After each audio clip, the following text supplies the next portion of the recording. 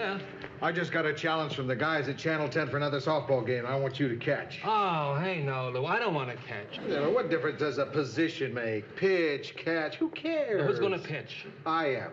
You pitched the last time. You always pitch, Lou. Come on, let me pitch. All right, you can pitch. Hey, I'll thanks, catch. Let's see. I'll get Fred to play first.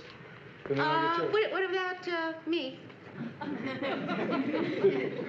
do you mean, what about you? What about you? Well, Mr. Grant, you are going to include women on the softball team, aren't you? Oh, come on. Don't start with that. It's been such a nice day. The sun was shining. The birds were chirping. Mr. Grant, there is no reason in the world that softball should be exclusively male. Or that you should think only of the men in the newsroom when you are choosing your team. No reason. Nothing to do with glands or physical size. There is no reason. Okay, Mary. Okay, you're right. What position do you play? Name some of the positions. I'll keep you in mind. Guys, just heard about the challenge from Channel 10. Kind of short notice, but I'll keep my pitching arm in shape. Never mind, Ted. Murray's gonna pitch. What do you mean, Murray? Why Murray? Lou said I could. Well, it's my turn, Lou. I mean, let me pitch. I mean, it's not fair. Please, Lou.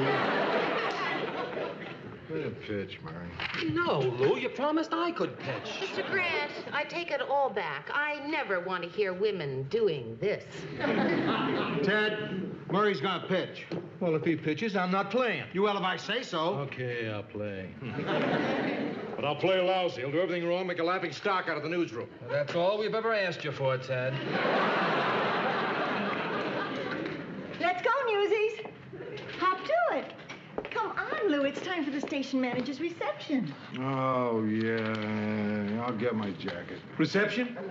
I don't know anything about a reception. Who's it for? Carl Heller. Professor Carl Heller. Oh, Professor Carl Heller. Well, that's different. Why don't you say so? Ted, do you have the slightest idea who Carl Heller is? Well, of course I do, Mary. He's a famous scientist. I know. Psychiatrist? Podiatrist. The governor of Minnesota? You don't even know who our governor is? They only keep changing every 3 or 4 years. Carl Heller is a friend of the station manager's. Former Harvard professor. You must have heard of him, Ted. He's been on all the talk shows. He's always writing articles for magazines. He'll be teaching a few courses here at the university. Well, big deal. You know what they say about teaching? Those who can do, those who can't don't. As I told Johnny Carson, 5 minutes is inadequate to review a book of any merit. But for this piece of trash, it was excessive. Gee, I kind of like that book. I thought it had real atmosphere. So does a garbage dump. But they don't expect you to read it.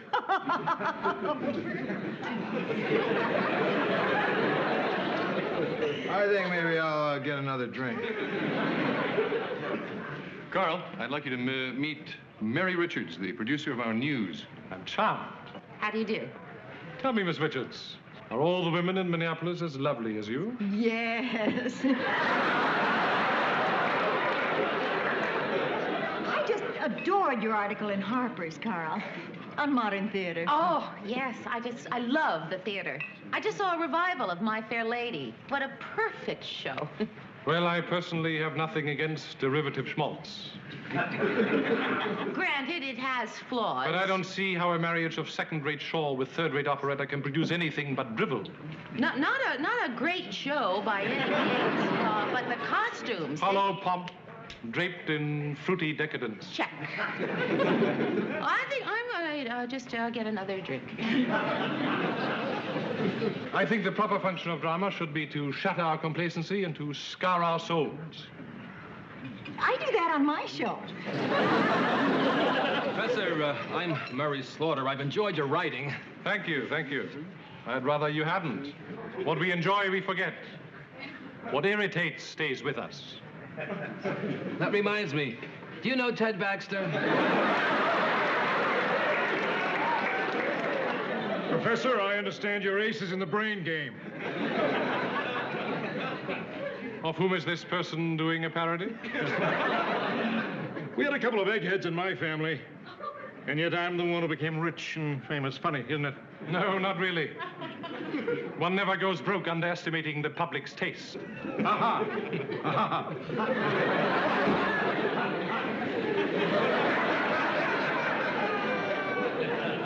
Carl and I were just discussing theater. Well, I'm a movie buff myself. I love to watch them on television. That's where they belong. Come on, you must like some movies.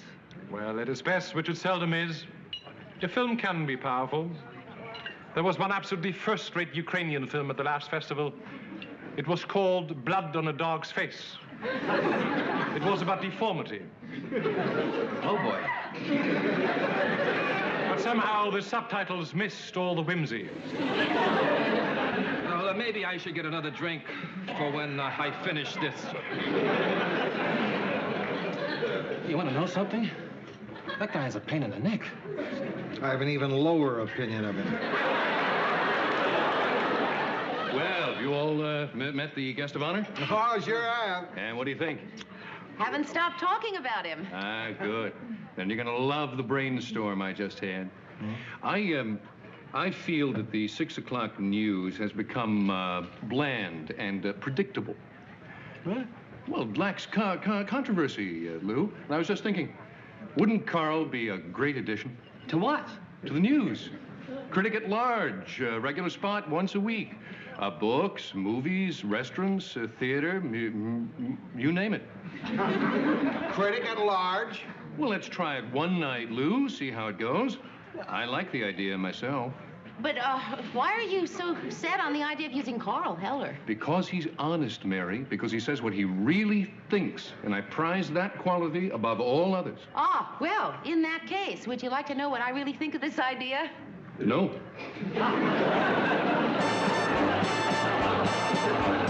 A surprise turn of events when a plucky grandmother climbed the tree herself, snared the fugitive canary in a handkerchief, and fed it to her cat. Carl Heller's coming on. And now it's time to introduce WGM's new critic at large, Carl Heller. We hope you enjoy him, but it's just a tryout, so if he bombs, he goes right down the oak.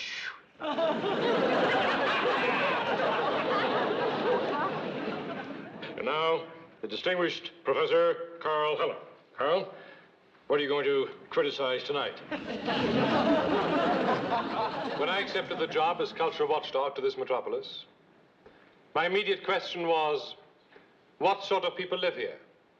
At first glance, this town might appear to be an enclave of benighted yahoos. Well, I couldn't agree more. Unless, of course, that's bad. I wondered, are their cultural pretensions as vacant as their smiles? Is this really the heartland of what Mencken called the bourgeoisie? He just called our entire audience boobs and yahoos. Maybe that was just a teaser. Maybe he was kidding. It is said that the people get the culture they deserve. In the nights to come, we shall try to find out exactly why no first-rate art has ever been created in this big, but intellectually famished, arid, and sterile city. This is Ted Baxter saying goodnight from Phoenix, Arizona.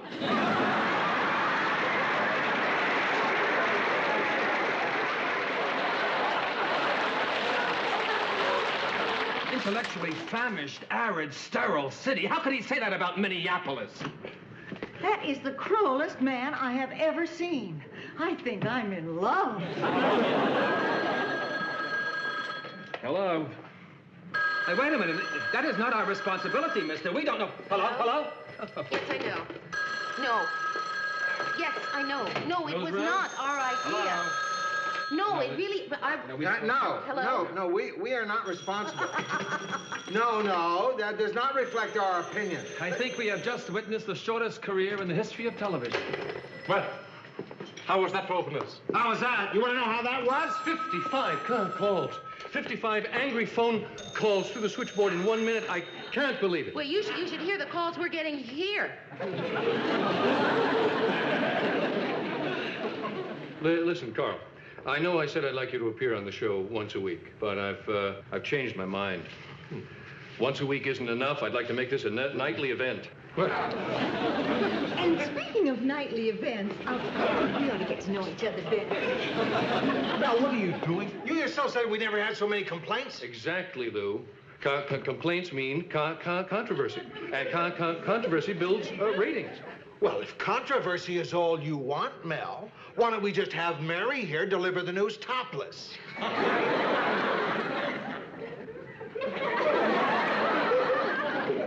Let's see how this works out first.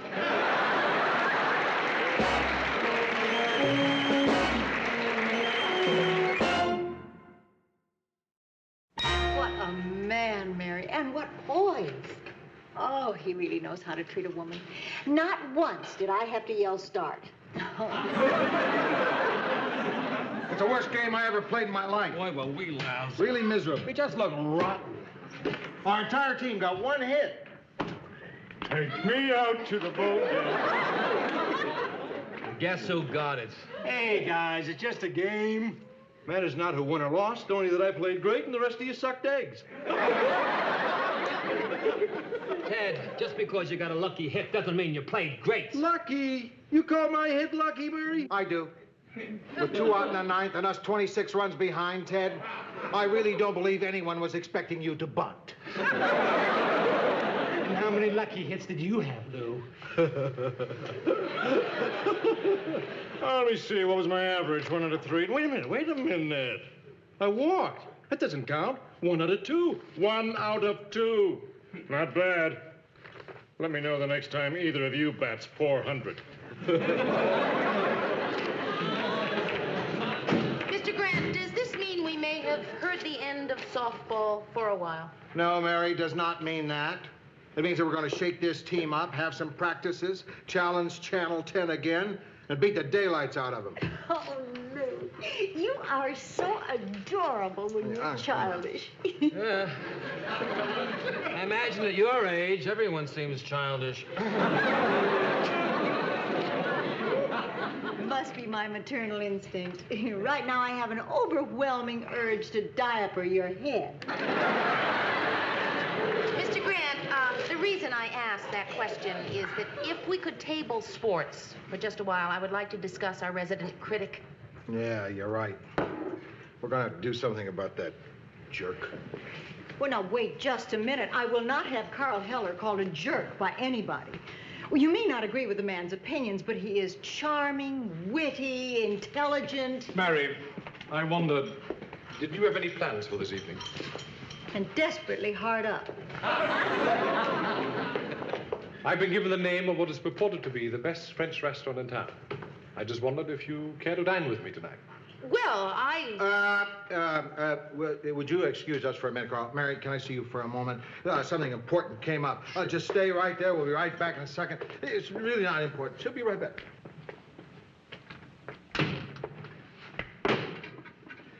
Mary? Now, I think you'll agree with me that I seldom get involved in your social life. Right? Are you kidding? You constantly get involved in my social life. Right. Okay. Mary, since I constantly get involved in your social life, I think you'll agree with me that one more time won't hurt. She'll be right out, Carl. Now, somebody's got to talk to Carl about toning down his reviews. And nothing puts a guy in a more receptive mood than good food, good wine, and the company of a beautiful woman. Now, I am going to ask you to go out with Carl for the good of the station and everybody involved. So, Mary, please, for everybody's sake, won't you go out with him? Sure, I was going to say yes anyway.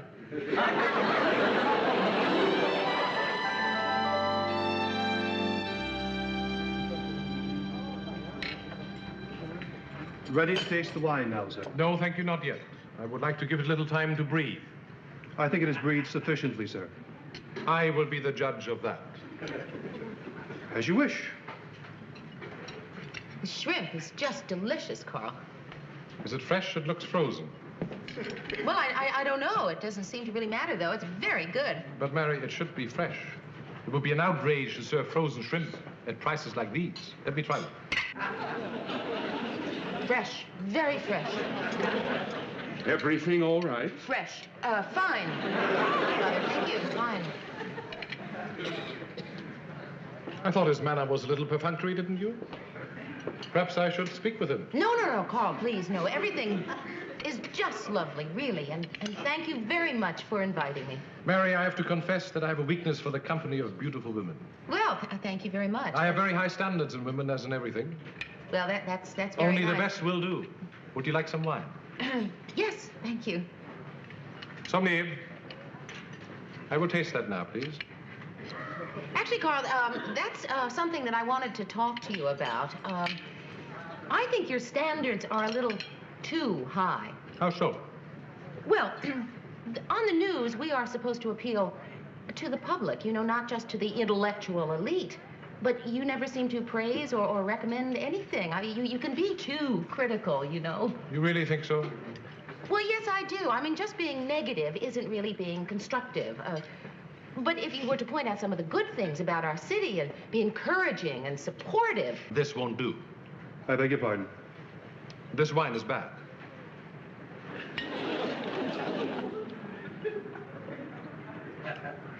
It tastes fine to me, sir. Monsieur, I do not care how it tastes to you. Would you kindly bring another bottle?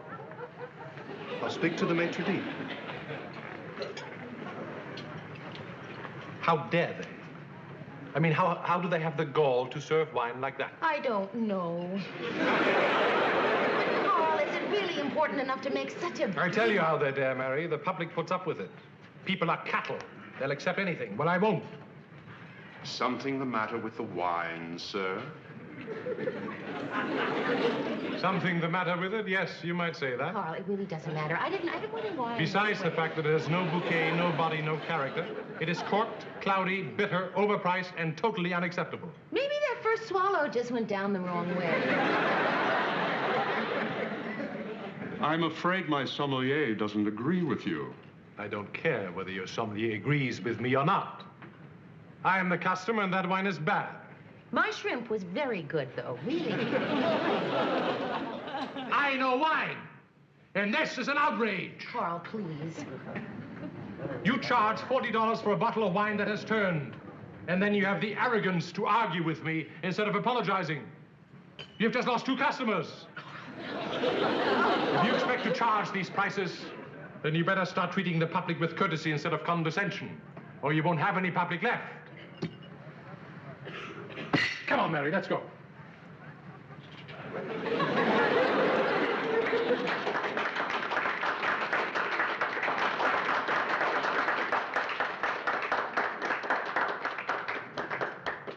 And next time, make sure the shrimp is fresh.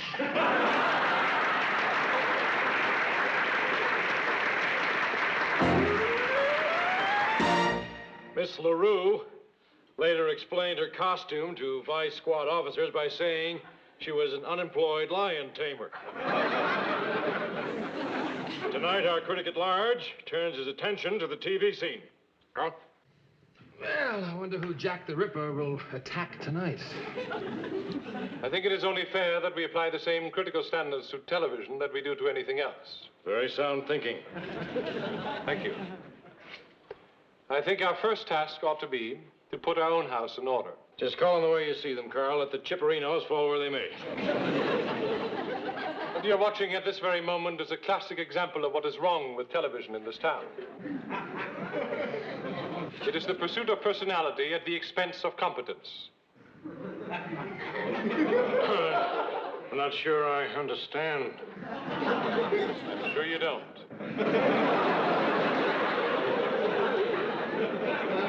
Let's face it, WJM is the biggest offender in that regard. From the dowdy frumpery of the Happy Homemaker show to the bumbling, foot-in-the-mouth delivery of a certain anchorman. And backing them up right down the line are dull writing, inept staging, and high school production methods. Well, there you are. The Emperor has no clothes.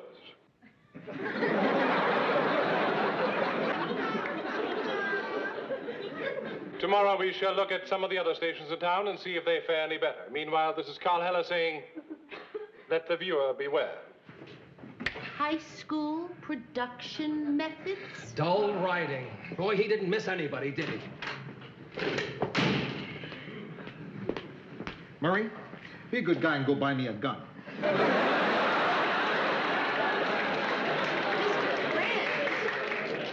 Look, Lou, I don't like this any better than you do, but we've got to stay calm. I'm calm. That's one of the things the Army taught me, how to kill calmly. Bumbling? Do you think that's a nice thing to say about anybody, bumbling? My mother watches this show. What's the matter with you? If we dish it out, we ought to be able to take it. Okay, Carl. Let's see if you can take it. No, Mr. Grant, please, no, please. Don't. Let me handle this. You creep. Who do you think you are? What new show did you ever produce? Or anything else for that matter? Mary, you don't have to be a chicken to judge an egg. Have you no sense of proportion? Criticizing a multi-million-dollar movie is one thing. But to publicly attack the individual workers at a tiny television station who are simply doing the best job they can is nothing but sadistic bullying by an arrogant snob. Now hit him.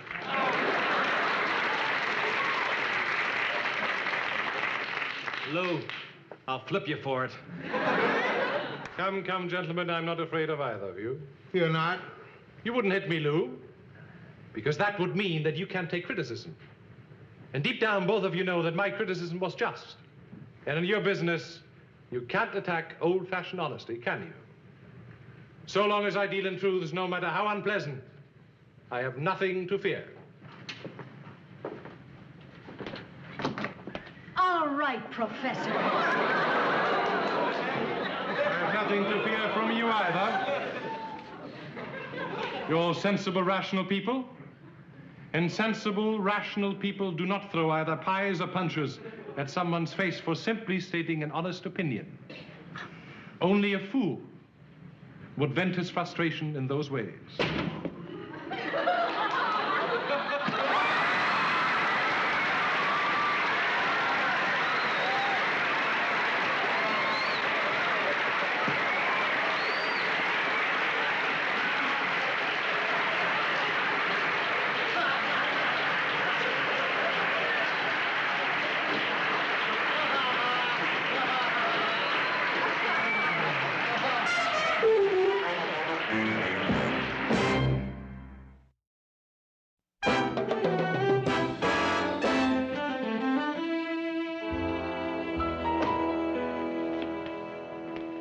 Well, he's fired. Well, how'd you work that? I didn't. Apparently, the station manager isn't that thrilled by honesty when it comes to his own show. You know, in a way, it really isn't fair. I know. I thought the same thing myself. I mean, I don't like what Carl said, but the station manager did. He wanted controversy. Yeah, he wanted him to attack things. He wanted him to say what he thought. So, it was hypocritical of him to fire him. Very hypocritical. Not right at all.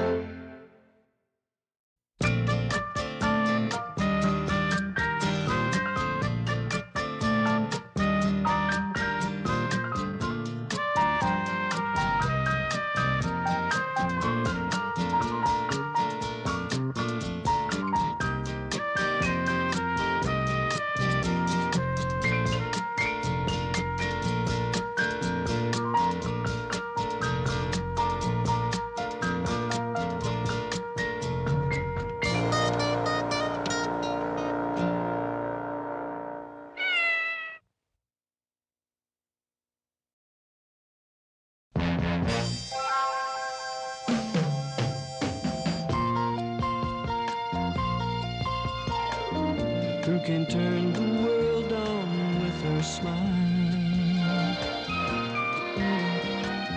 Who can take a nothing day and suddenly make it all seem worthwhile? Well, it's you, girl, and you should know it.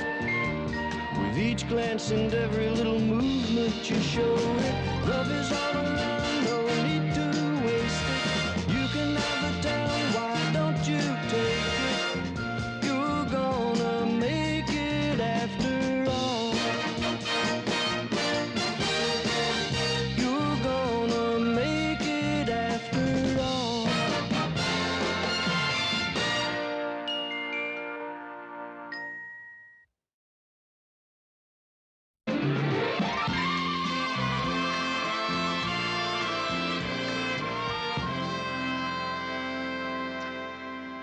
Yeah. Ted, it's our closing story. It's incredible. Swarms of locusts have overrun Pakistan. No go, guys. Ted, it's almost airtime. Now get out there and read it. I'm not going to read something you throw at me the last minute. Why'd you give me a couple of hours ago so I had a chance to learn it? Ted, the locusts only did it this morning. They don't know you're a slow learner. Look, Ted, we really need that story. We're 3 minutes short. And we've got some great footage on the locusts. What are they doing? I think they were eating a car or something. What make car? I don't know. A 58 DeSoto, what's the difference? 58 DeSoto, don't you see? For all we know, it could be old footage of 1958 locusts. Ted, get out there and read that copy. I'm sorry, Mary. I see no reason to read this item. Ted, get out there and read that copy or I'll break your face. Now, that's a reason. What are you doing standing here and arguing? We could have gone on the air and there'd be nothing on the screen except Ted's empty chair. Right, but sooner or later, probably somebody would notice. Good evening. This is Ted Baxter with the WJM News. Our big stories tonight.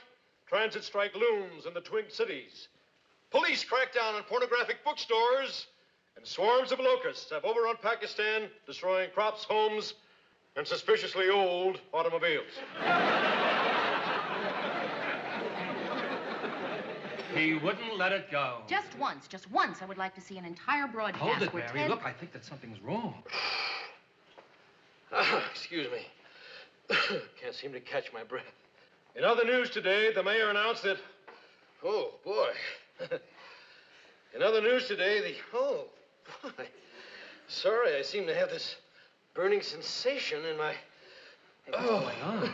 Something's wrong with Ted. Maybe it's just indigestion. He'll be all right in a minute. Oh, there. That's better. Phew.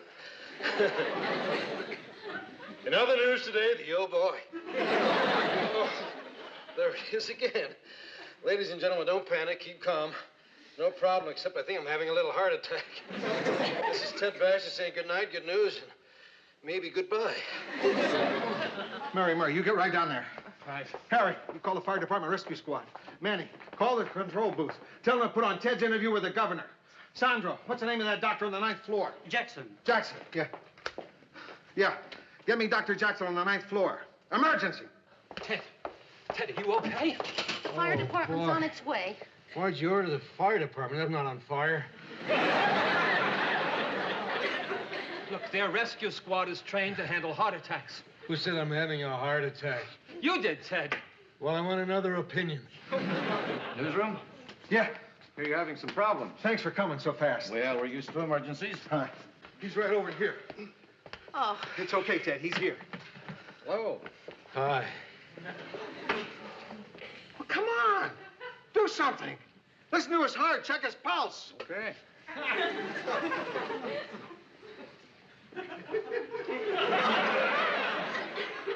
Well, how is he? I don't know. What do you mean? Listen, mister, I just came to fix the Xerox machine.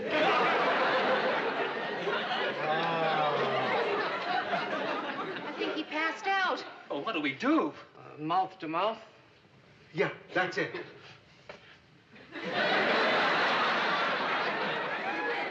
Mary?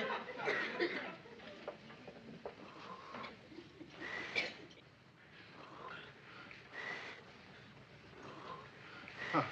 He's coming around. Lou. Yeah. I'm not gonna die. I can tell I'm not gonna die. How, Ted? I'm starting to get excited.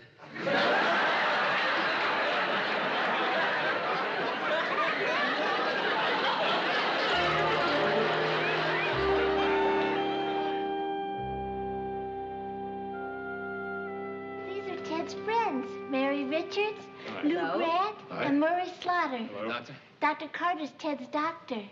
How's he doing, Doc? Just fine. It was a very mild heart attack. He can go home in a couple of days. After a week's rest, he'll be back at work. You know, with proper diet and exercise, he can be better than ever. Oh, that's wonderful. Of course, Ted doesn't believe the doctor. He thinks he's just trying to make him feel really good so he can shaft him with the bill. Well. Hi, guys. Hey, how you doing, Ted? Ted, you're looking just great. Yeah, I hear you coming back to work in a couple of weeks. Sure, Lou, sure. Ted, I've just been looking over your tests. They look very good. Yeah, I'll bet. Ted, it's the truth. Believe me, I've known people in your condition who live to be 100. Yeah, and then what? Nice meeting you all. Excuse me. Same here, Doctor. Mary, I didn't get a chance to thank you. You saved my life by pressing your lips to mine. Ted, it was nothing. Well, what'd you expect? I was sick.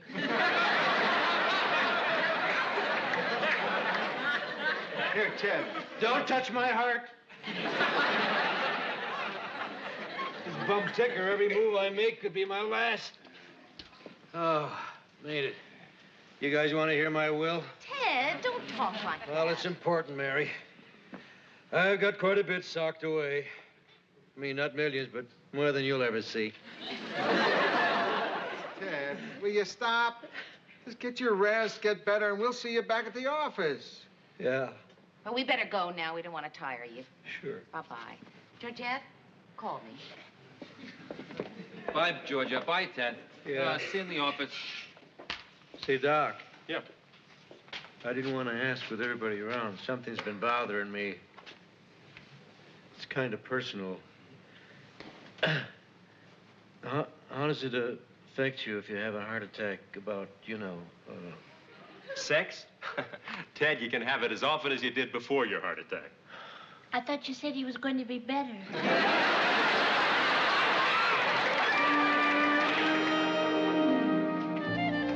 No kidding, Phil.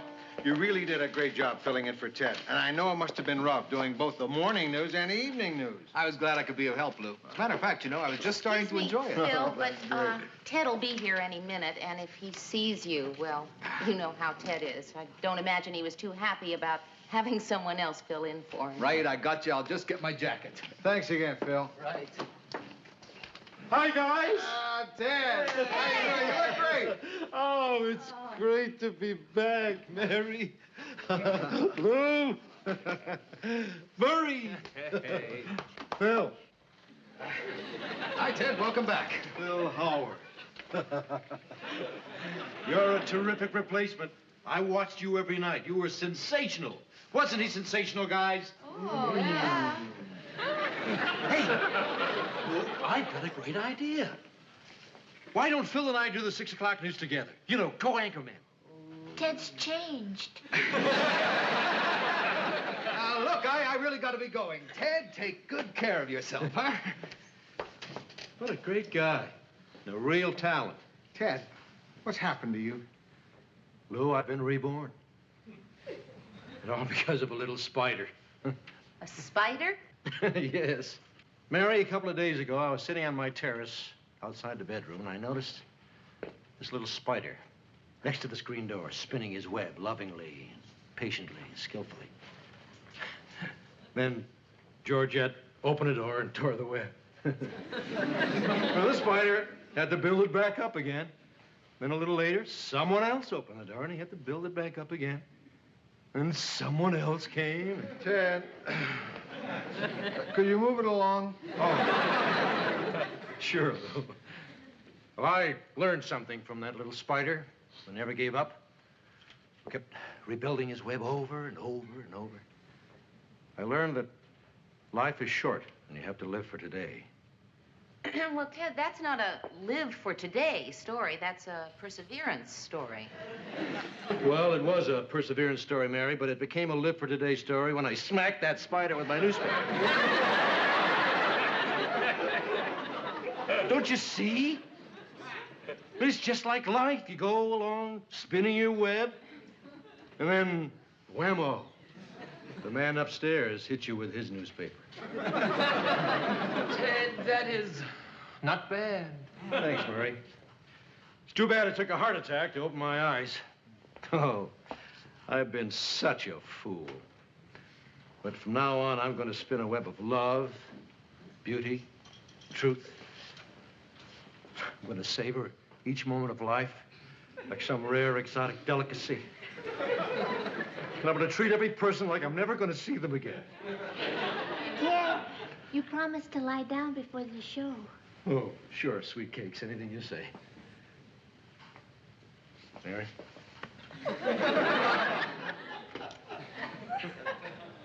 Lou.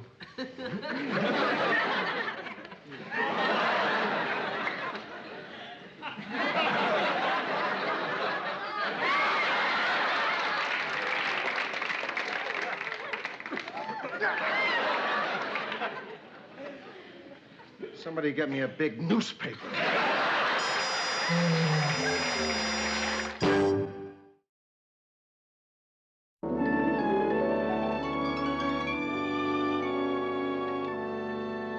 Mary, you really outdone yourself tonight. Never have I tasted such an incredible dinner. Oh, well, thank you, Ted, but it's just my meatloaf. Ha ha ha.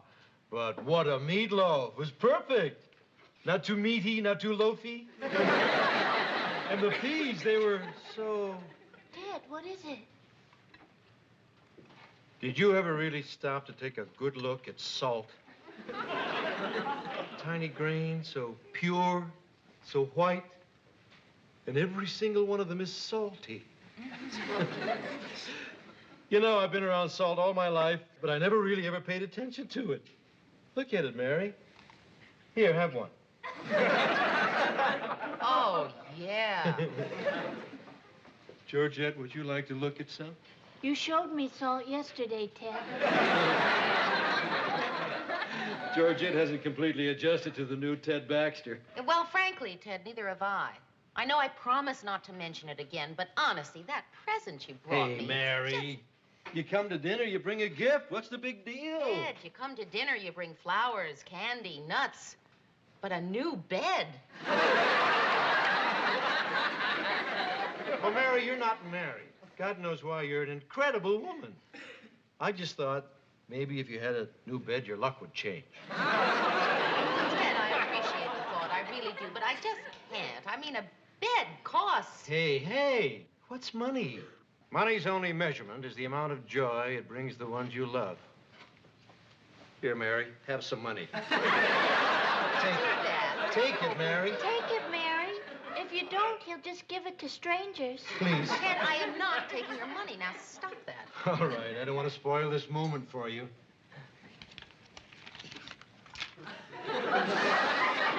After all, every moment only comes once. Oh, gee! I forgot to watch the sunset, darn it. Ted, there'll be another sunset tomorrow. That's not the same thing, Georgette. Tonight's sunset will never come again. Tomorrow, you and I and the sun will be a day older. Not if you don't knock it off. Well, I'll watch the moon instead. I'll tell you all about it when I get back. Wait for me, Moon. Wow, he really has changed. I know, and Mary, I've had it with him. I mean, I'm not ready for this. The Ted I married was loud, vain, and egotistical. That I could handle. Then he has a little heart attack and turns into St. Francis of Assisi. Mary, I just heard. There's a hold at 5th and Main. Police have them cornered. Send a crew. Murray, I have the police on line 2. Get the facts, start writing the lead. Right, Lou. Hi, guys. Isn't it a glorious day? Hi, let me talk to Charlie. This is Slaughter. How many are there? Anybody hurt? What kind of weapons do they have? Murray. Ted, please, I'm talking to the police. Hey, you guys are doing a terrific job. Those new stop signs, beautiful. Okay. Yeah. What do you mean the crew is on a break? Guess This is who? an emergency. Ted, please, I'm working. I want that crew, and I want the... Ted, why did you hang up my phone? Mary, is that crew on the way yet? Lou. She was talking to the dispatcher, and Ted hung up the phone.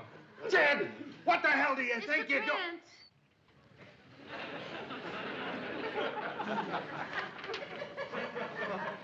Trent. Ted? Lou.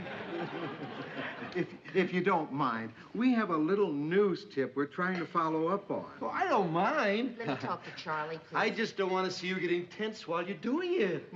Hey, I worry about you guys. Charlie, I'll call you later. Oh, come on. Listen, at the hospital, they taught us a wonderful exercise to get rid of tension. Now, I want us all to do it, okay? You sit here. Just sit. Now, what we're going to do is We're going to close our eyes. We're going to take 5 deep, long breaths. And as I count them out, I want you to blot out everything else except the feeling of your own breath. All right, everybody, close your eyes. 1.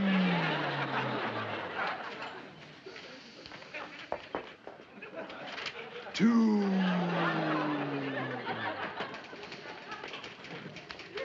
3. 4.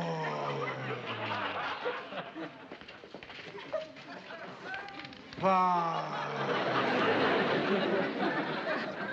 There, now, doesn't that feel better? Oh, yeah.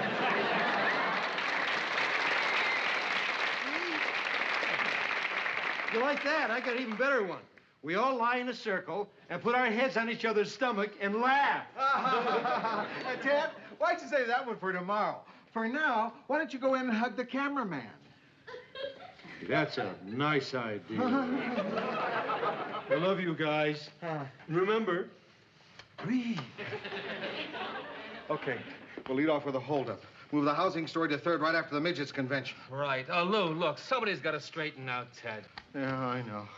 I can't avoid it any longer. Mary, straighten out Ted. Mr. Grant, how can I? He bought me a bed. I told you, leave me alone. Oh, just one little hug. Oh, please.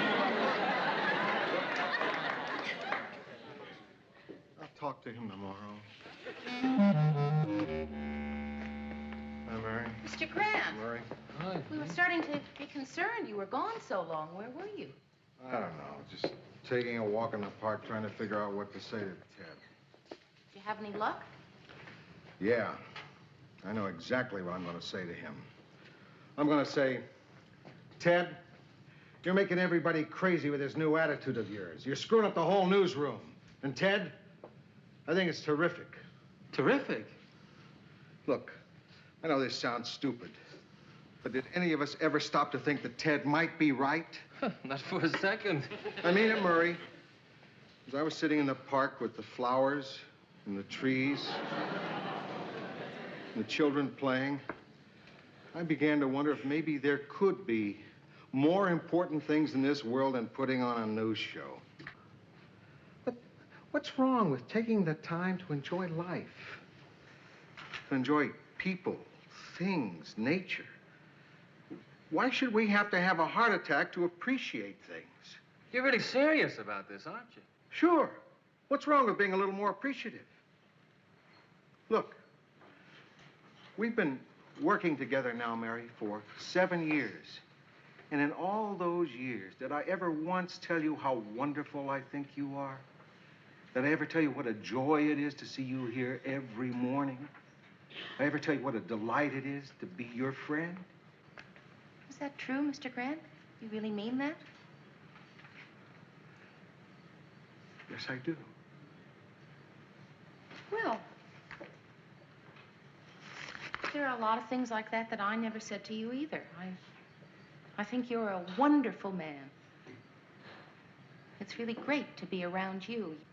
You make life exciting and fun, and I'm really glad I know you. You're a beautiful human being. Come here.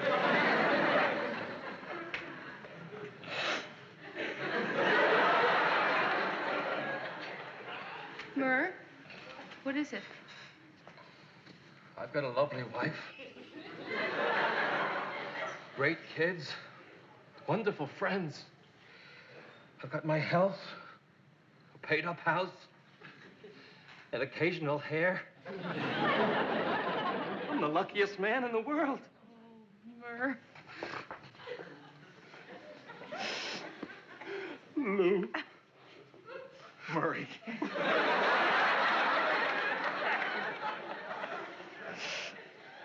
Okay now. Okay now. Come on. Let's go. Let's go. We've still got a show to put on. Is that convention footage still in the film library? Yes, it is. Oh, Mr. Grant.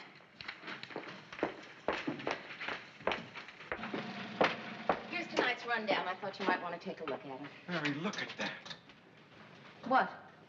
That sunset. It's beautiful. I've been working here for 12 years trying to get out the news, and not once did I ever look out this window and see that beautiful sunset. It is gorgeous. Oh. Mary! Get in here! Look at this! What is it, Lou? What is it? The sunset. Wow. Look how it shimmers off that building over there. Oh, yeah. How it glistens off the lake. Incredible. Guys, get in here!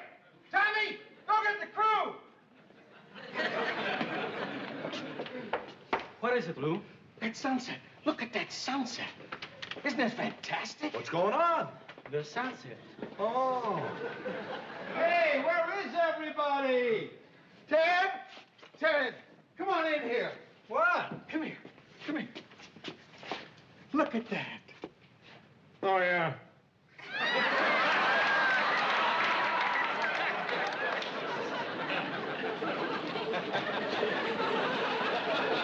Ted, isn't it incredible? What? Well, the sunset, isn't it great? Oh, that, yeah, I guess it's okay. What do you mean, okay? Ted, you love sunsets. I get tired of it. What about the other things? What about salt? Doctor says I've got to cut down on it. What happened? Well, I guess this experience, this feeling must go away. Yeah. I just remembered. The same thing happened in the war. During combat, I never held life more dearly. But the feeling started to go away the minute the Germans stopped shooting at me. I never forgave them for that. I guess it always wears off. Yeah. I guess in a couple of days you won't be feeling like this anymore. We'll all be back to normal. Okay. Back to work. Hey, wait a minute. So what? So it doesn't last forever. So it wears off. But that's no reason not to appreciate it when it's here. Hey, we got it. Let's make the most of it. Mary, you're absolutely right. Come on!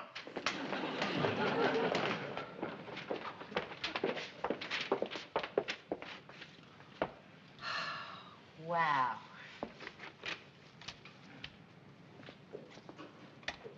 Good evening. This is Ted Baxter with the WTM News. In tonight's headlines, more civil unrest in Northern Ireland.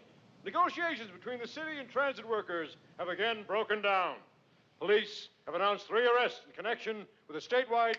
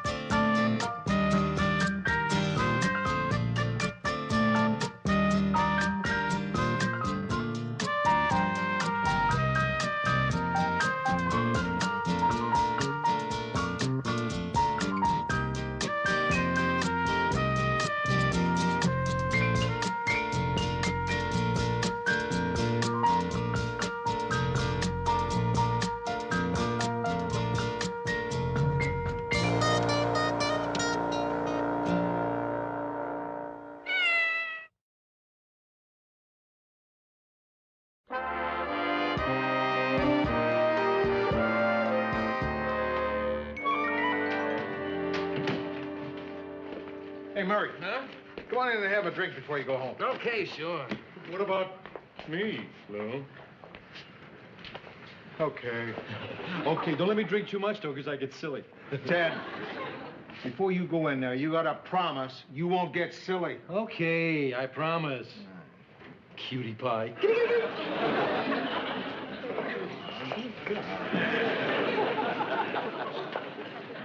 Hey, this is great, guys. It's like old times.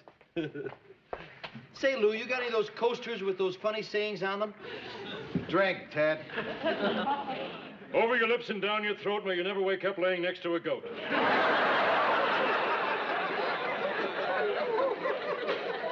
That's real cute, Ted.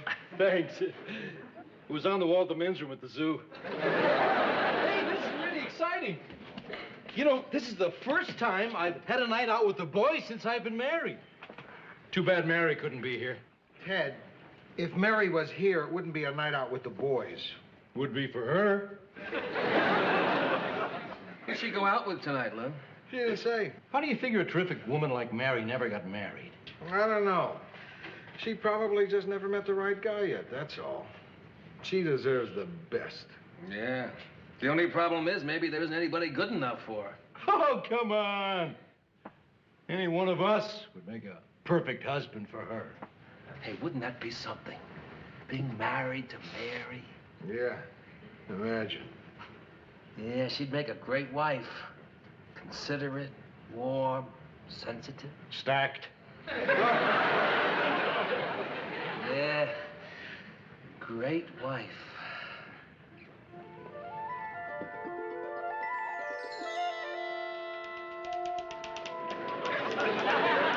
Honey, I did it. I did it. I finally started my novel. Oh, Murray! Oh, I'm so proud of you. Can I see what you've written so far? Well, there's not much. I mean, I just started. Somewhere outside, a dog was barking. Oh, Murray is brilliant. Oh, Do you really like it? it's the finest thing you've ever done. Oh, thanks, Mary. And now, Murray, I have news for you, too. Oh, what is it? I'm pregnant. Are you sure? Very. Oh, what am I saying? Of course you're sure. Look at you. Oh, wow. Our very first baby. I feel so terrible. Why? Well, I was so wrapped up in my novel and myself, I didn't even notice you were pregnant. Oh, Murray, darling, don't blame yourself. How could you have noticed? What with working at the factory all day, the post office all night, and driving a cab on weekends where you've hardly seen me the last few months. Yeah. Well, from now on, things are going to change. You're giving up those jobs. Yes, Mary, things are going to change. I'm going to go out and go to work. Murray, I won't hear of that. You've got to finish your novel. Oh, Mary, I can't have you sacrificing like this. I'm going to go out. I'm going to get a real job so we can build a future for ourselves and the baby. Oh, after all, I'm not getting any younger. Murray, don't talk. No, it's true, Mary. It's true. Now, I'm going to tell you something. You may not believe it. I know you won't believe it, but I'm going to tell you anyway. I think I'm going bald. Oh, Murray, darling. You will never, ever go bald.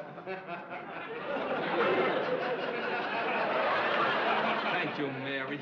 Oh, you're the best wife, Mary. Now, you sit down and you finish that novel. But, honey... Murray, sit. I don't care how long it takes, you are not giving up.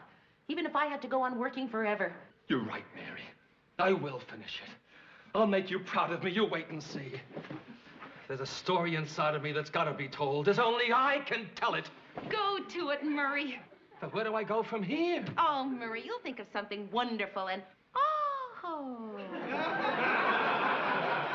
What is it, dear? Oh, nothing, darling. Just labor pains. Oh, my God. Sit down. Murray, no. Come on, we only have one chair. You sit. Oh.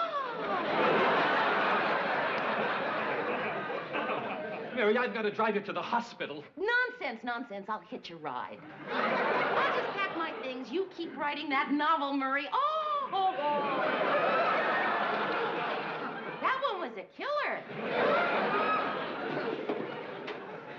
Oh, boy. Honey, will you hold it down? I'm trying to work in here. Sorry, darling. I was just giving birth. Birth? It's a boy. He's beautiful. What a woman.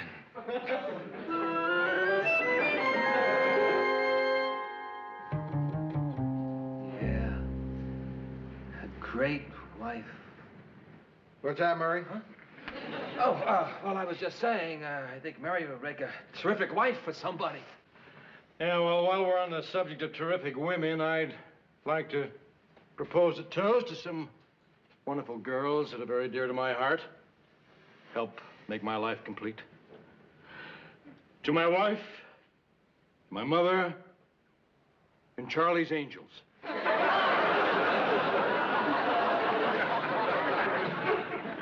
You know, I think Mary should hold out until she meets the perfect guy. Somebody intelligent, handsome, talented. Like Georgette did. Too bad I'm married. Might have been great for Mary.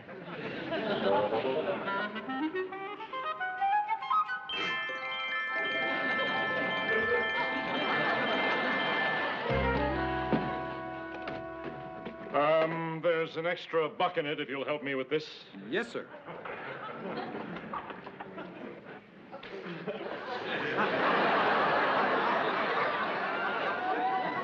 There you are. Would you like me to show you where everything is? No, thank you. I'm sure she'll tell me. Oh, darling. I can't believe I'm really Mrs. Ted Baxter, married to the most famous, most brilliant anchor man in the whole world. After all these years of needing you, wanting you, it's finally happened. You're mine, all mine. There's no doubt about it. You're a lucky broad. If you only knew how long I've waited for this moment. Please, honey. I know you're only human, but try to control yourself. Oh, Ted. Oh, Ted, darling, let's never leave this room. Let's nail the door shut and spend the rest of our lives here doing crazy things. No inhibitions. Okay, but no whips or midgets. Oh, Ted, promise me you'll never leave me. I promise. Even if you meet someone more beautiful. Oh, no way. Someone more exciting. It's impossible. Someone with more money. Nice room, isn't it? I'm going to get ready now, darling. Ready for the most exciting moment of my life.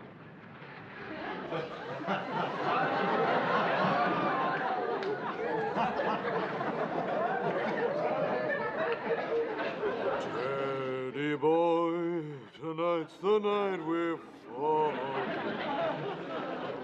Oh, boy. Oh, boy.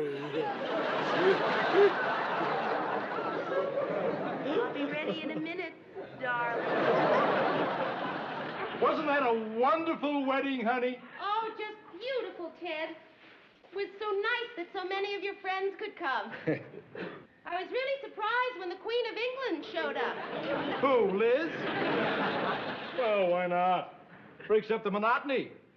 Gives her a chance to get out of the castle. And wasn't it sweet of the Pope to come? Yes, but he sure loused up the seating arrangement. Should have been boy, girl, boy, girl. At least he could have brought a date.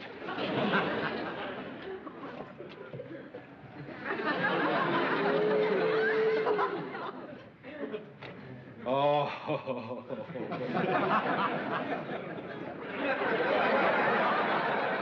Mary, this may sound impossible, but you're even more beautiful than I am. Mary, you have no idea how long I've waited for this moment. Let's get started. We only have the room for a week. No. No? What do you mean, no? You've got to. No, I don't. Yes, you do. It's my fantasy. Ted, I have limits. I will only go so far, even in your fantasy. What are you talking about? I mean, I will kiss you. I'll say nice things to you. I'll even dress up in my favorite shorty nightgown. But I will not get into that bed with you. Mary, please just go along with this for a few more minutes and I'll never bother you again.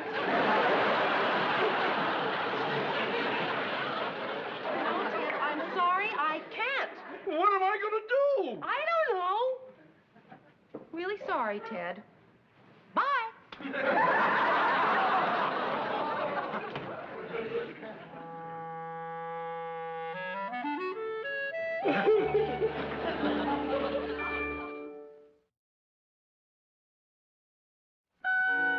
Poor Mary.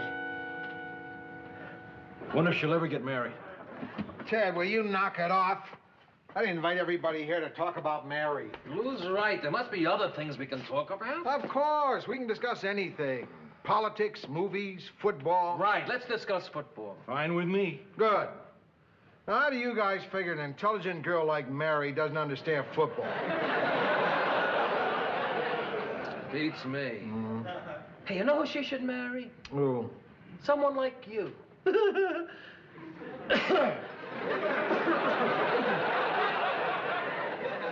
No, Lou. Strong, sensitive, understanding. Me? Yeah, I think you and Mary would have a terrific marriage. Nah. Mary and I are like brother and sister. It'd never last. Why not? I've had the same sister for 40 years.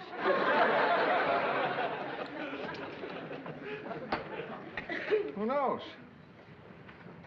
Maybe it would last.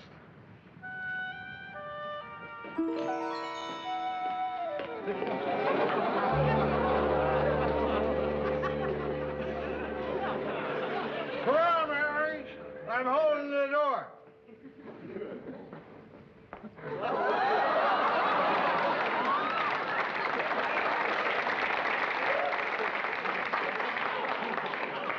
You know, Mary, maybe we should have taken the day off today. After all, it is our 50th wedding anniversary. Oh, you know you couldn't do that. You would never miss a day in your newsroom. Yeah. You love it too much. Yeah, that's right. And I love you too, Mary Grant. Are you happy? Deliriously happy. Yeah. Except, of course, for, you know.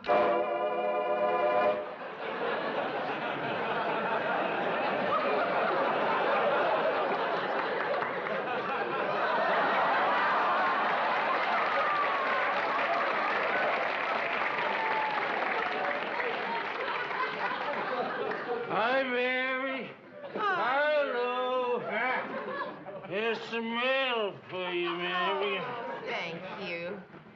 Oh, look, a postcard from Rhoda. What's new? Nothing much. She's still waiting for Joe to come back.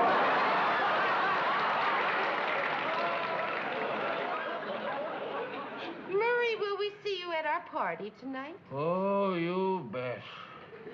Wow. 50 years.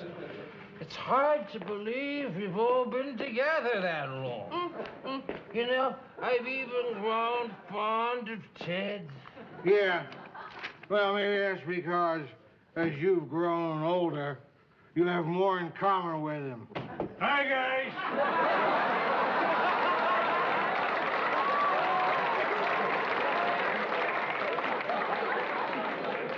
I said hi, guys.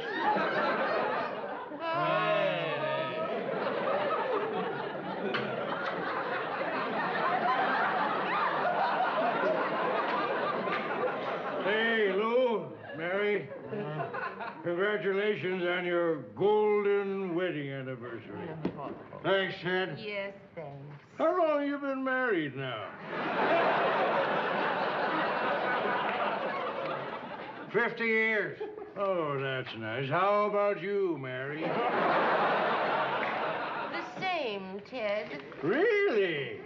Will we be seeing you and Georgette at our party tonight? I wouldn't miss it for the world. What's the occasion? Our anniversary.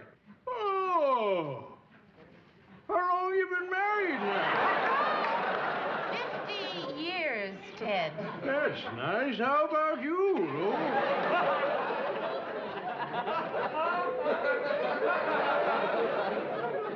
the same. I don't know how you do it, Ted. You're still as senile as you were 50 years ago. Thanks, Murray. Hey, you heard Lou and Mary are celebrating their golden wedding anniversary. No fool. How long have they been married? Who knows?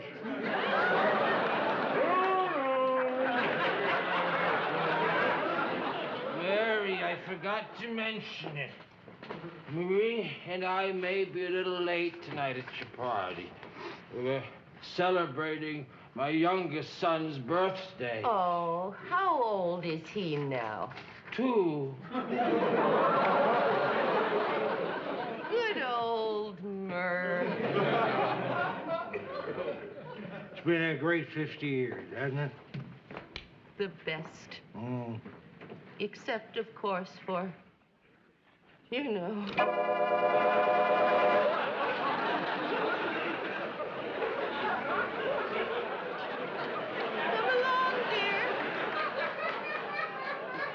Come along. It's time for the news. Good evening. This is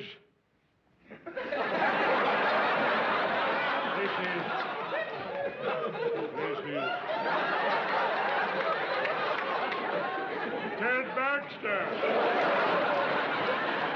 Now the news. It's terrible, those poor people.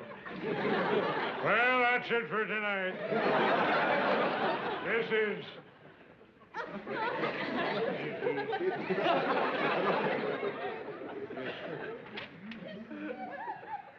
genuine cowhide.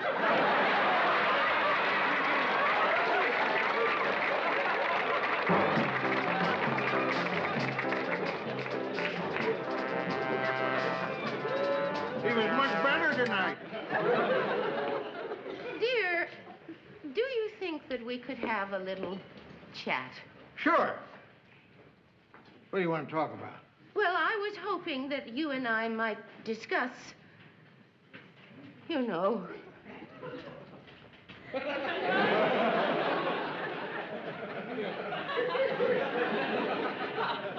That's funny.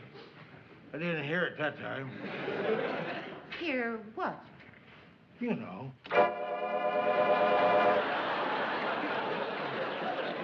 Listen, Mary. I told you I don't ever want to talk about that. Ever. Yeah. I see you at the party tonight, Mary. Right, Murray.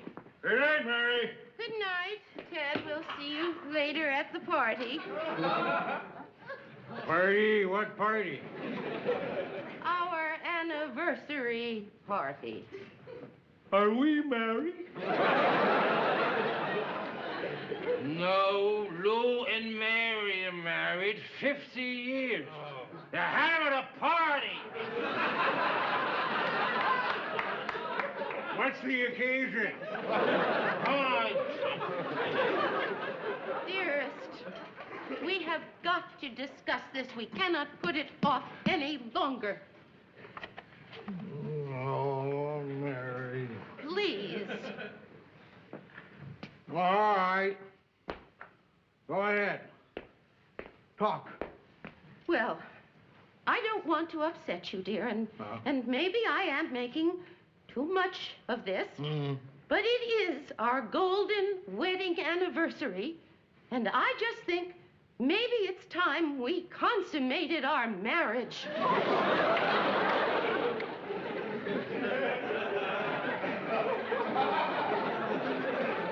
Oh, gee, Mary.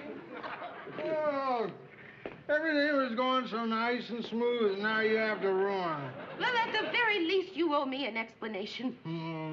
Okay, I'll tell you. But it's sort of hard to explain. You know, when we were first married, you were like a daughter to me. A daughter. And it just seemed unthinkable for us to be that way. And then the years followed, and we were middle-aged, and you were like my sister. And that didn't seem right either. What's wrong with now? Are you kidding? Now you're like my mother. Like your mother, huh?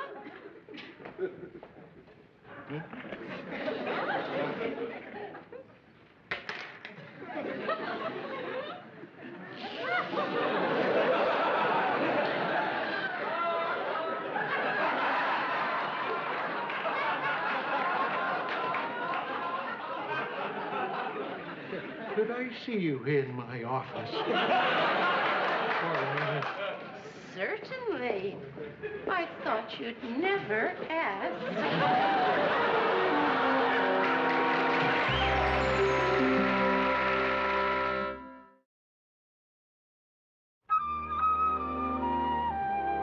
Hey, Lou. Hey, Lou. What? You got a cigar? It's not a real stag party unless you have a cigar. No, Ted, I don't smoke cigars anymore. That's just as well. Makes me dizzy anyway. I start to cough, and choke. Next thing you know, I'm sick to my stomach. And why did you want a cigar? I thought it'd be fun. Come in. Hi. Hey. But you had a date tonight. Yeah, I did. He dropped me off here to pick up my car, and I noticed your cars were all still here. Well, your date's over. What time is it? 12:30. Oh, I better get going. Yeah, I gotta get going, too. I got a tough day tomorrow. Well, if you do, I guess I do, too. Well, hey, where are you guys running off to? I thought maybe we'd all have a drink. Hey, Mary's right, you guys. Where you running to? I mean, she came all the way up here, and we're going home without asking her if she wants a drink. You want a drink, Mary? I would love one. Help yourself. We gotta go home. Mary, was he nice tonight, the guy you went out with? Oh, well, I don't know, Mirth. Hard to tell. You know, his first date and everything. Mary, if you marry him, you'll really be a lucky man. You'll be an inspiration to him, Mary. Well, thank you. Well, Mary, if you do get married, I bet it's gonna be one of the great marriages. I bet it'll last forever. Well, that's really very nice. Mary, if you really care for him, be sure to go to bed with him on your honeymoon.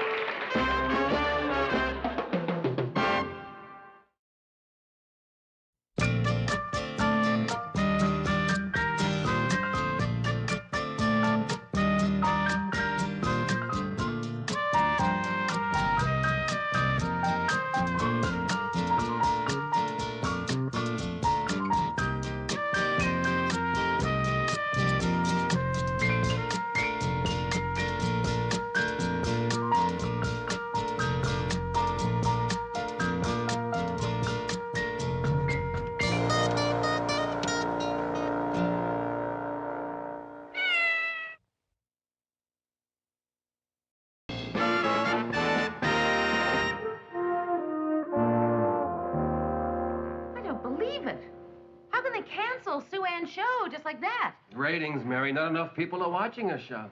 Well, it still isn't fair. Right. There are much worse things on the air. Hi, guys. I rest my case. Did you hear about Sue Ann being canceled? Yeah, Ted, we heard. But she'll get something else. The rough thing is that we won't be seeing that much of her anymore. Lou, we gotta do something to boost up my ratings. Otherwise, I'm gonna be next. Please, Ted, you're making my heart race. I'm serious, Lou. Gonna zap up my show, and I've got just a thing. Every night near the end of the news, I'll make a telephone call to a different world leader. And I'll talk to him about the complex political, economic, and social problems that confront our planet. Like one night I'll call Edie Amin in Africa, and I'll say, "What's happening in your part of the world, Edie?" And she'll tell me. What do you I got it. You want to sleep on it? Okay.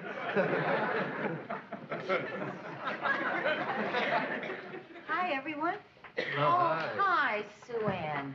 Well, I suppose you've all heard the news. Yeah, Sue Ann, and I'm sorry. I really am. Yeah, me too. Tough break, Sue Ann. You have no idea how upset we all are. Hi, Sue Ann. Harry got canned. Do you have any idea what you're gonna do now? Well, not exactly. I have decided I'm going to work out my contract.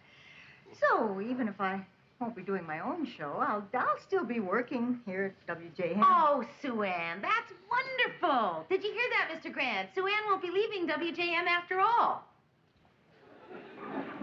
Oh, boy. That's great. That's great, Sue Ann. Really great. Program manager will try to get me to quit by making my life miserable around here, but I'm determined not to buckle. Good for you. You just stick to your guns. Thank you, Mary. I'll show them. Sue Ann Nivens doesn't give in without a fight. That's not what the cab drivers tell me.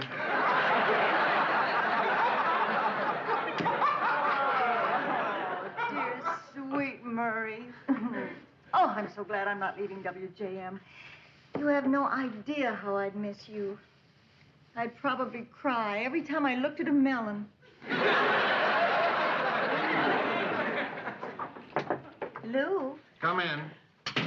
I just wanted to tell you how much I appreciated your concern. Huh? Oh, yeah. Well, you're welcome. And I wanted to tell you, Sue Ann, I think you're taking this whole thing very well. Why not? I've just made up my mind I'm going to be very strong, very brave. Oh, Lou. I don't want to live anymore. Come on, Sue Ann. It's not that bad. Lou, that show was the best thing that ever happened to me. Well, second best. Lou, what's going to become of me? Oh, Sue Ann. Come on. Sue Ann, don't worry. Everything's going to be all right. Oh, Lou, you're so good, so strong. Such nice, chubby little fingers. You're like 10 tiny sausages. Come on, Sue Ann. It's a place of business. Will you do me a favor, Lou, please? Does that have anything to do with my fingers? I want a job in the newsroom. You what? Any kind of job. I don't care what. Please don't turn me down, Lou. I never turned you down. Hey, Sue Ann, I can't give you a job in the newsroom. You don't like me. I knew it had come to this. I let you take advantage of me. Now you have nothing but contempt. I knew this would happen. Okay, come on, Sue Ann, that's not true. I'd love to see you working here. Imagine spending 8 hours a day with you. Day in, day out. Unfortunately, I can't hire you. Shucks, what a shame. Why can't you? Huh? What? Oh, it's because, Mary, it's up to Mary, you see. Mary is the producer, and she makes all those decisions. So it's out of my chubby little hands. Would you ask her for me? You want me to ask her? Oh, please, please, no. I'm desperate. I've no place to turn. I'm weak and helpless. I'm lost in my own sorrow. Okay, I'll ask her. Swell.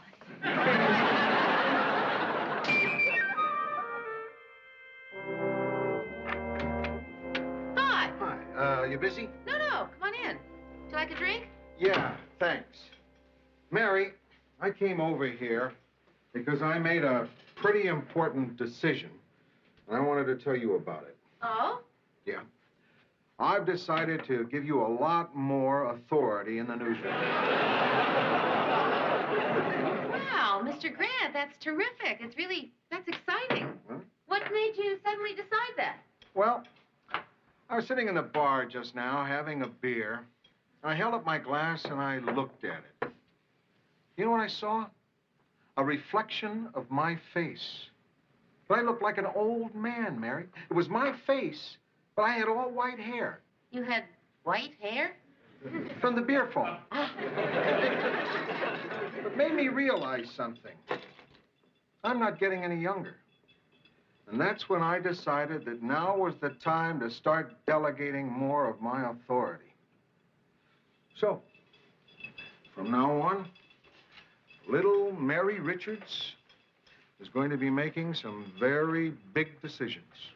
Well, Mr. Grant, gee, I don't know what to say. It's really nice that you have that kind of confidence in me. From now on, you're going to be totally in charge of hiring people. When you want to hire somebody, you don't have to check with me. It'll be your decision. Wow. And if you don't want to hire someone, that'll be your decision, too. Wow. Do you think you can handle that, Mary? Oh, Mr. Grant, I know I can. Good. Sue Ann wants a job in the newsroom.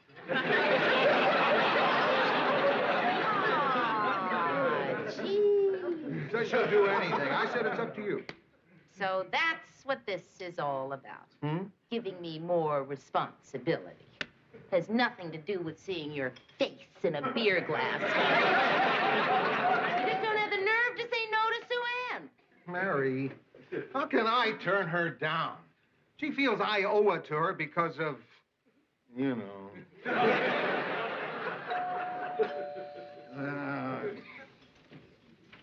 Hello, Mary. Sue Ann. Well, look who's here, Mr. Grant. Sue Ann. Hello, Lou. Hi, Sue Ann. May I come in? Yes. Mary, I couldn't wait till tomorrow, so I thought I'd drop by tonight and find out what you decided.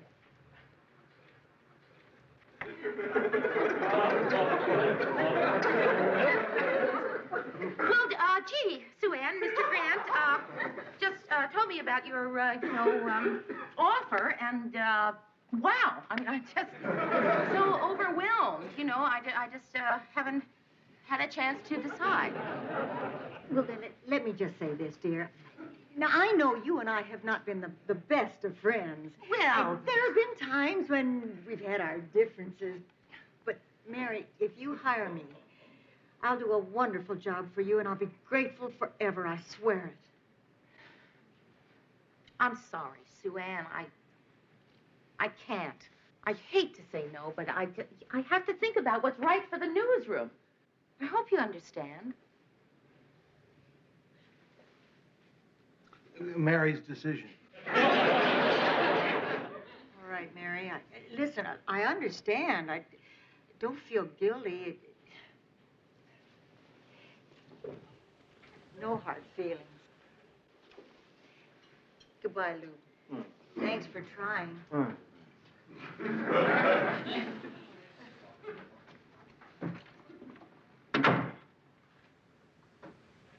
Look at me.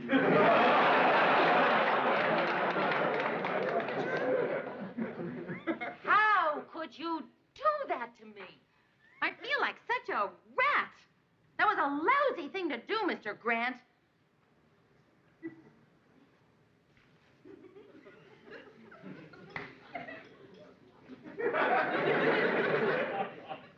You're right, Mary. You're right. I just didn't know any other way to get out of it because of, you know. Yes, I know. Listen, no, I'm really sorry. It was really rotten of me putting you on the spot like that. And I promise you, I'll never do anything like that again.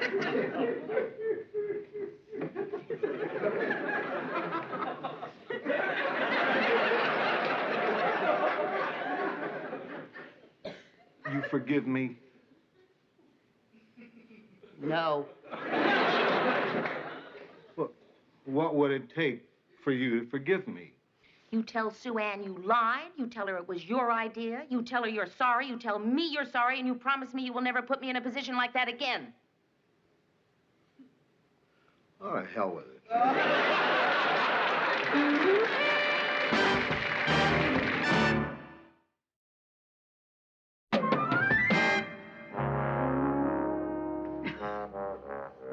Okay, get ready. 5, 4, 3, 2, 1. Be sure to stay tuned to WJM for another hilarious episode of My Mother the Car. The fun begins when Mom gets a lube job. That was wonderful, sweetheart. I never thought I'd say this to a man, but get your hand off my knee. Hi, Sue Ann. I thought I'd stop by and see how you're doing. Hello, Mary. I'm doing fine. Just fine. So this is where they have you working. This is where they have me working. Cozy. It is that. And of course, it gets a little cramped for a woman with a bosom. You do fine in here, dear. Oh, Mary, I'm really glad you're here. I mean, listen, if you've been feeling bad about not giving me a job in the newsroom, don't, because as you can see, I'm doing very well. And of course, working from 4 to midnight kind of interferes with my love life. But then again, so did working 9 to 5. Sue Ann, I feel just rotten about this. Mary, why in the world should you feel rotten? After all, I have you to thank for putting me here. Sue Ann, I had no idea. I didn't realize that they... Not another word, dear. Here, you sit right down here. I want you to see exactly how it is. Well, no, thanks, Sue Ann. That's all right. You won't even do that for me? Well, sure, of course.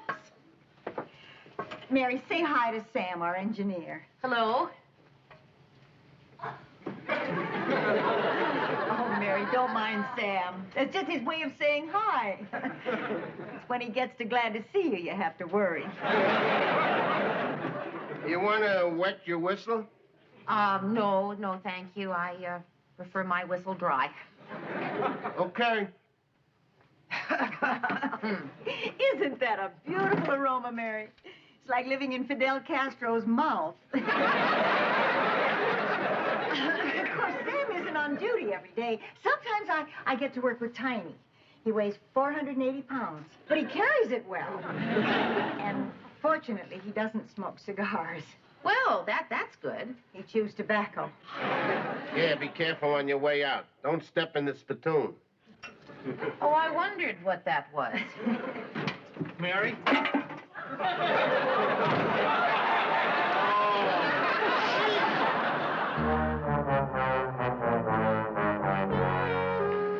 I've just seen what they've got Sue Ann doing, and it made me shudder. Go ahead, Mary. I've changed my mind. Go ahead and hire Sue Ann. No. Okay, then. I'll take the responsibility. I'll hire her. Just hold it, Buster. Was that Mary? It wasn't me, Lou. You can't use me like this, Mr. Grant. You gave me a responsibility, and I took it. It wasn't easy for me, but I made the decision. And I am not going to hire Sue Ann just because everyone feels sorry for her. Mary, what are you doing? We're not allowed to stand up to Lou. I'll tell you what. You come with me now. You watch where they've got Sue Ann. Then if you don't want to give her a job, you don't give her a job. All right, fine. Murray? If that were me, if I were fired, what do you think Lou and Mary would be doing right now? Throwing confetti. Dancing in the streets, turning cartwheels, drinking champagne. Right. Anything to cover up their pain.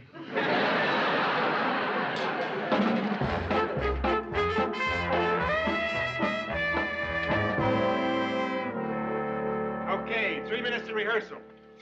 Can I help you? Yeah, we're looking for Sue Ann Nivens. Oh, she's Aunt Daisy today. Aunt Daisy, some people here to see you.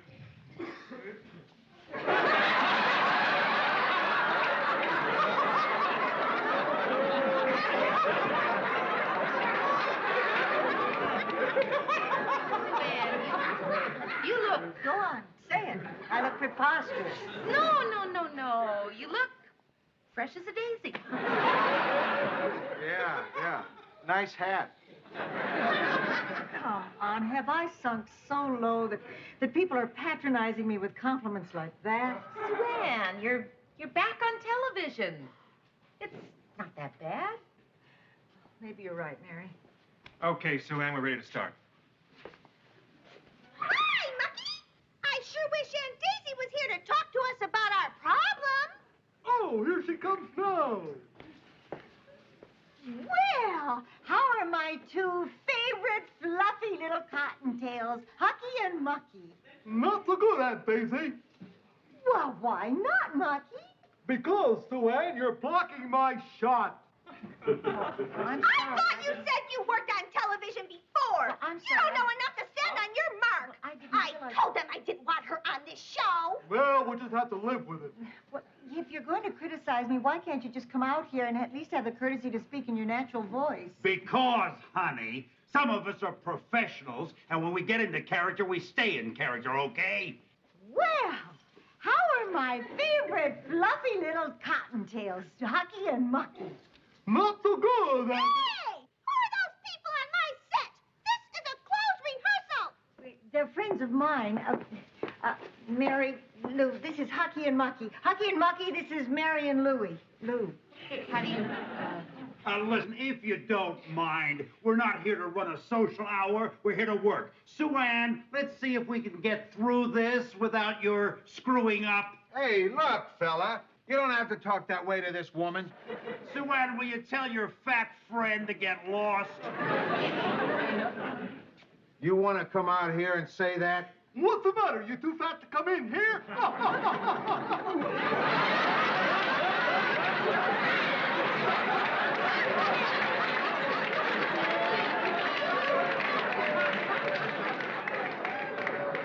Will you look at what you're doing?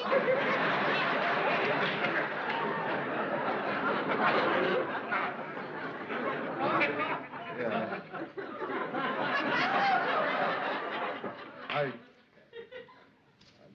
I lost my head.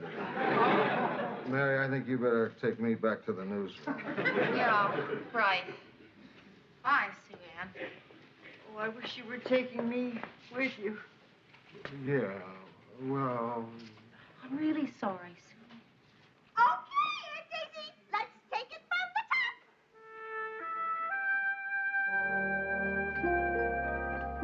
I can't take any more. Today was the final humiliation. I was ordered off the set by 2 rabbits. I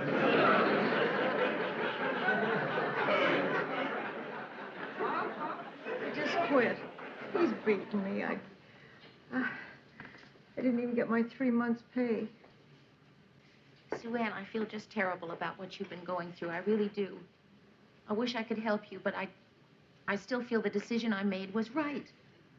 Please don't ask me to change my mind. All right, Mary. I won't ask you to change your mind.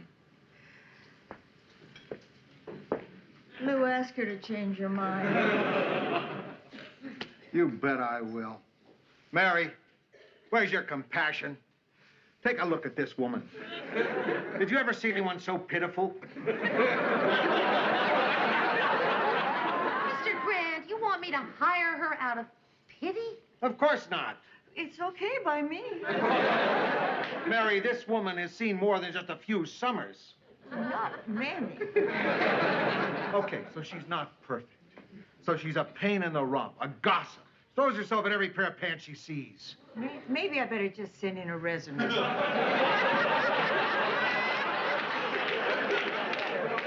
Look at this woman.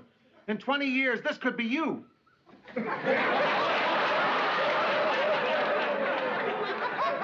Mr. Grant, you have got to realize that when you take on responsibility, sometimes it isn't an easy thing to do. You've got to make decisions that are tough and unpleasant and... Sue Ann, you start on Monday. What? We'll give you a job. Oh, Mary. Mary, I'm very grateful. Thank you for saving my job. I won't let you down. Thank you.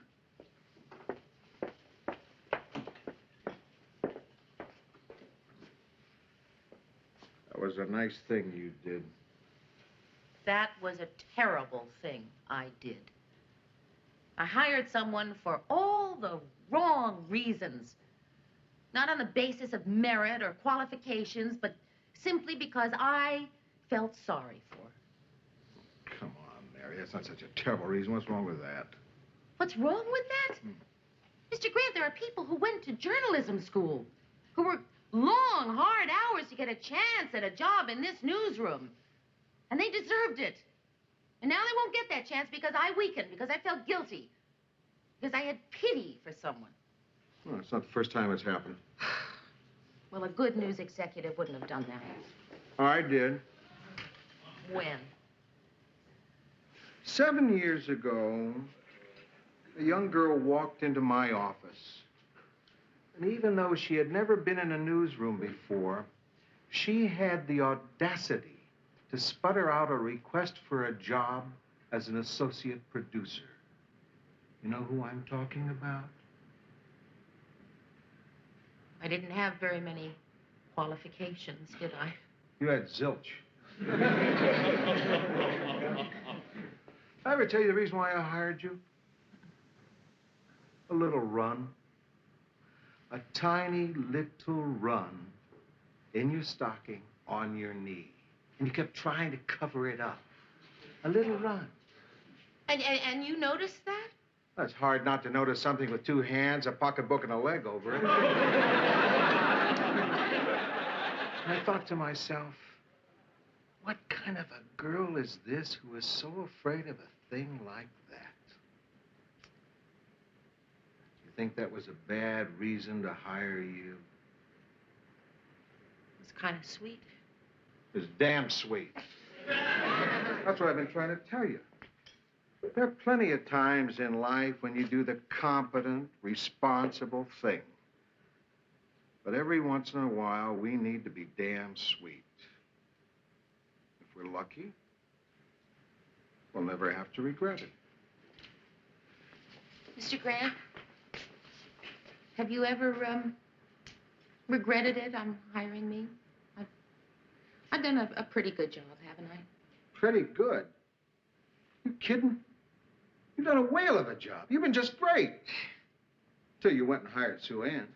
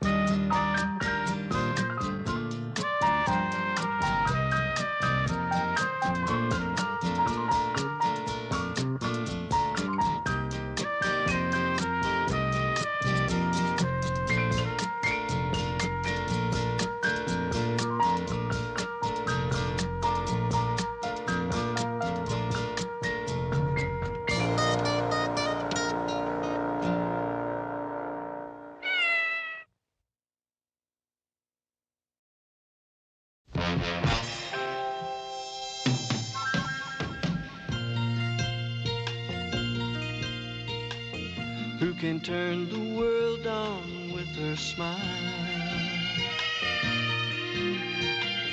Who can take a nothing day and suddenly make it all seem worthwhile? Well, it's you, girl, and you should know it. With each glance and every little movement you show it. Love is all around, no need to waste it. You can have the town, why don't you take it?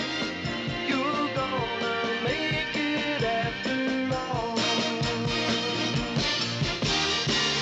You're gonna make it after all.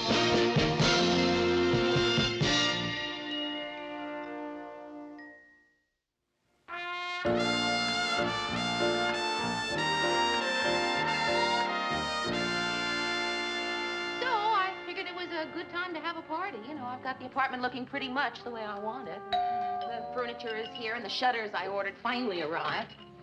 Hello, Hi, Mary. Sue Ann. Oh, I hope you'll forgive me, dear. I still haven't gotten you a housewarming gift. Oh, Sue Ann. I'm just waiting to see what you need most desperately. You've certainly left me an open field. Sue Ann, why don't you fix yourself a drink? Maybe a gin and hemlock? Lou, are you here by yourself? Not anymore. Get that, will you, Murray? Hey, the Hey, newlyweds. Hiya, Sue Ann. Hi, guys. Hi, Lou. Hi. And how's Mrs. Baxter? My mother's fine, thank you. So, how's married life, Ted? You know, I never thought I'd say this, but it's the most wonderful thing in the world having a wife. A wife. Someone who makes you breakfast in the morning, has dinner ready when you come home, someone to rub your neck when you've got a headache, is always there when you need her. See, I wish I had one of those. Hi, Ted. Georgette. Hi, Mary. Georgette, you look great. Thanks, Mary. Excuse me.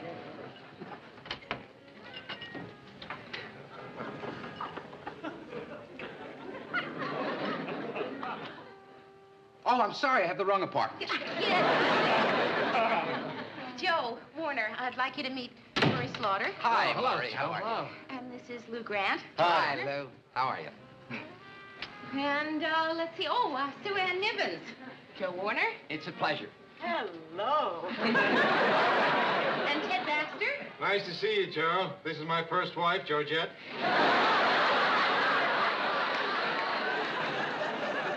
Oh, and Marcia and David Emerson. I'd like you to meet Joe Warner. Hi, nice to meet you.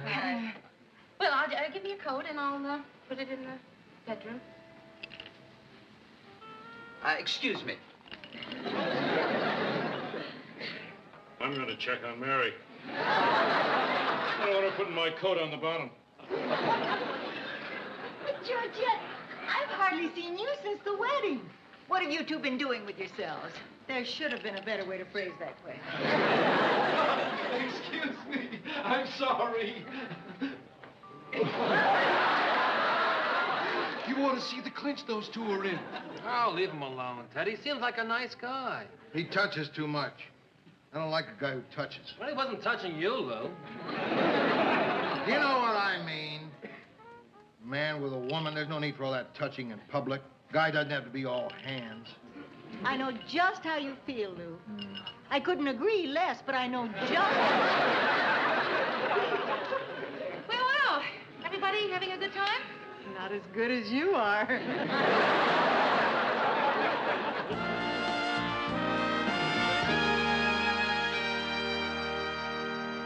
Anyway, we just put the bid in this morning, and it's between us and one other construction company. It'd be great if we got it.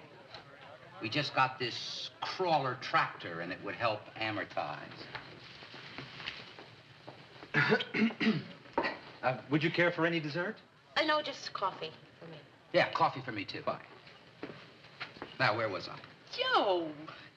Hey, does it bother you the way I'm acting now? No. It doesn't bother me. I just thought it might bother some of the people in the restaurant. Oh, yeah, you could be right. Wait, I'll ask them. Joe, you're crazy. I think when you feel like doing something, you should do it. Oh, I think that's wonderful to be that open and free. But, boy, I can't. I guess it's the way I was raised, you know. My mother and father never hugged or kissed in front of people, even me.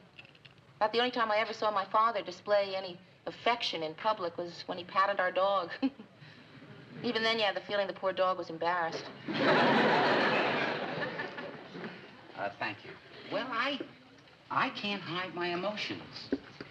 I believe in letting people know how I feel. And not just people I know, people I don't know at all. Complete strangers. Oh, Joe, I'd love to be as open and free as you are. And someday I will be. Well, why put it off? Give me a kiss. I can't. Why not? Joe, this is silly. We're two adults. Are we going to sit here talking about a kiss? Not if you give me one. We're going to sit here talking about a kiss. Hey, there's Mary and Joe. Hi. Hey, hi, guys. Boy, I'm glad you're still here. I think maybe you should give Charlie a call, Mayor. He's having some problem editing the hold-up film. Oh, yeah, I will. Excuse me. It's nice seeing you again, Joe. Nice to see you, Mark. Hi, Mayor. Boy, Mary, you sure sing a lot of that guy. You think it's the real thing? No, he's not Mary's type. Well, what's Mary's type? I don't know. I just had a different picture of the kind of guy Mary would end up with. Mary's a very special girl. She deserves the best. Yeah, but I'm already married. You know who I always see her with? Perfect guy for Mary? Clark Kent. Rugged, square jaw, little shy, little mild-mannered. And when he takes his clothes off, Superman.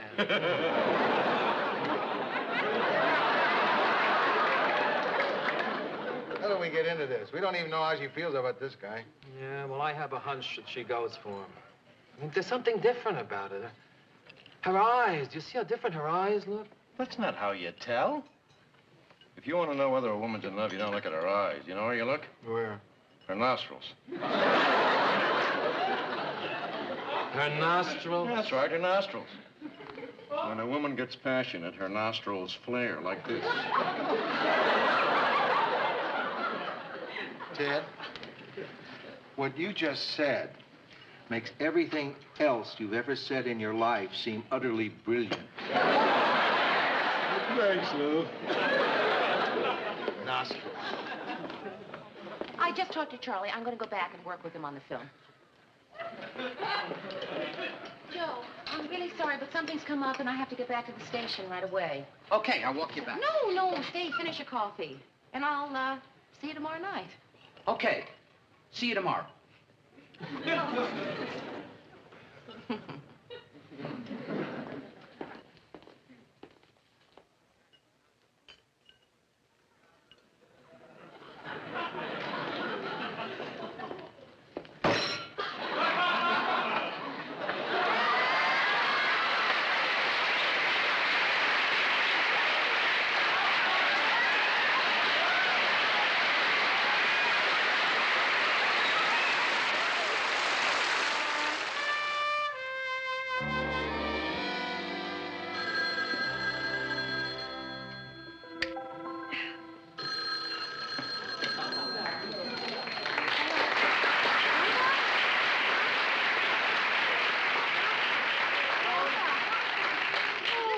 Wake you?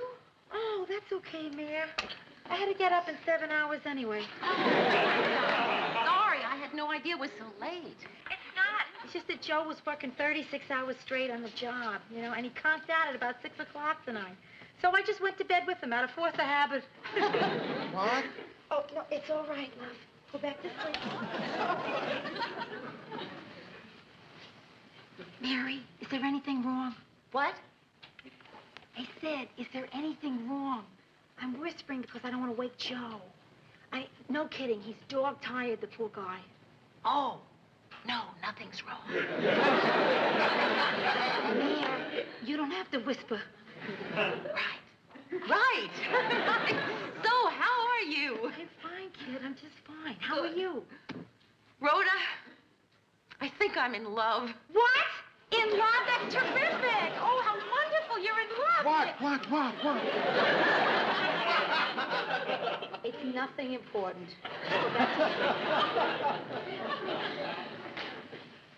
Mary, in love?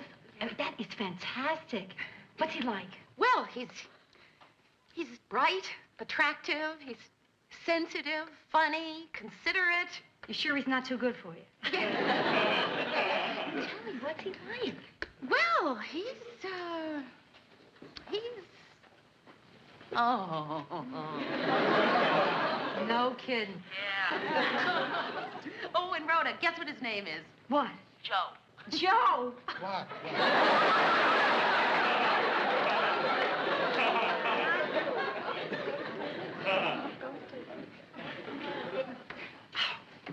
That is so funny, Mia. I mean, I can't believe that. Joe.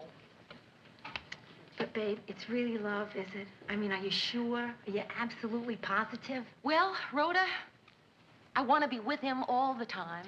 I want to know everything about him, what he's doing, what he thinks, how he feels. And I want him to know everything about me. And when I'm not with him, all I do is think about him. How does that sound? Like a Paul Anka record. I'm so happy. You sound so happy. You're happy, right? Yeah, really, really happy. There's just one minor thing. I mean, you know, it's really kind of silly, but... Well, Joe has never told me in so many words that he loves me. But I'm sure that he feels the same way about me as I feel about him, because, you know, when you're with someone, boy, you know how they feel about you. And, you know, it's not all that important to actually hear the words, quote, I love you, unquote. I mean, you know, who cares about 3 dumb little words anyway? You want to hear it? God, do I ever. Maybe he's shy. No, he's not shy. Boy, is he not shy. Well, listen, Mayor. Have you told him you love him? No, I am shy, remember? Oh, I was waiting for him to say something first. Mary, you can't wait for him to say it first. That's crazy. Now, you tell him that you love him and you want to know how he feels. Be honest with him. I mean, in this day and age, that's the only thing for a woman to do. Assuming that deceit and trickery have already failed. Yeah, I guess you're right. Of course I'm right. Of course. You go to him and you tell him, Joe, I love you.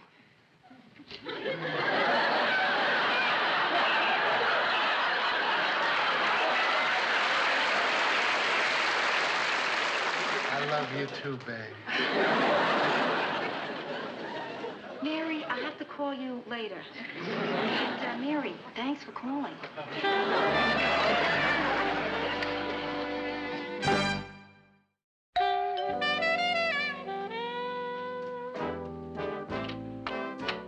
Hi, Mary. Hi. Guess who? You're supposed to say that before someone opens the door. No wonder everyone always guesses.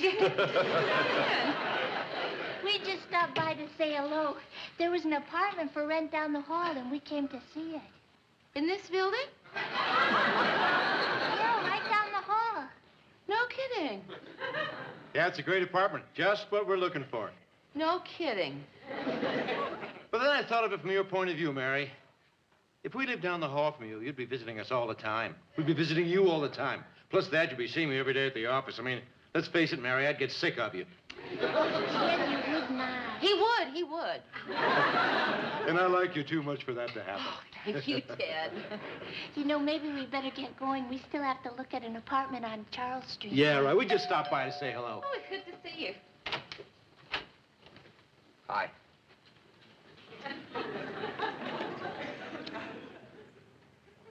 Hi. Oh, hi, Ted. Hi, Georgette.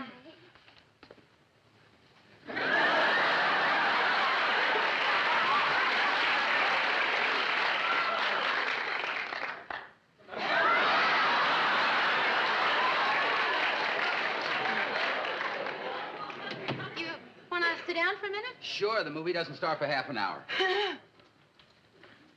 So, how was your day? Oh, it was really kind No, of... wait, don't ask that. I don't care how your day was. I mean, yeah, I care how your day was, but I mean, that's not what I wanted to ask you. Joe, you and I have been seeing each other for quite a while, and there's something you've never talked about. You've never actually said how you feel about me. Joe, how do you feel about me? How do I feel about you? Like this. Well, no, Joe, in words. I mean, you've shown me how you feel, and that's terrific. But I don't know, for some dumb reason, it just seems important to me. I needed to hear it in words. Oh, in words. You want it in words? Like sentences, paragraphs, stuff like that? Yeah. Okay, in words. How do I feel about you? Well, Mary, you're a very important person in my life. And? You're probably the most terrific girl I ever met.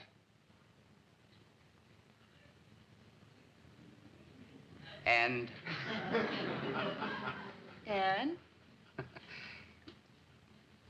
Mary, these last 2 months together have really been something special to me. And Mary, I'm crazy about you, really. Well, we better get to the movies. Right. Joe, I love you. Thanks.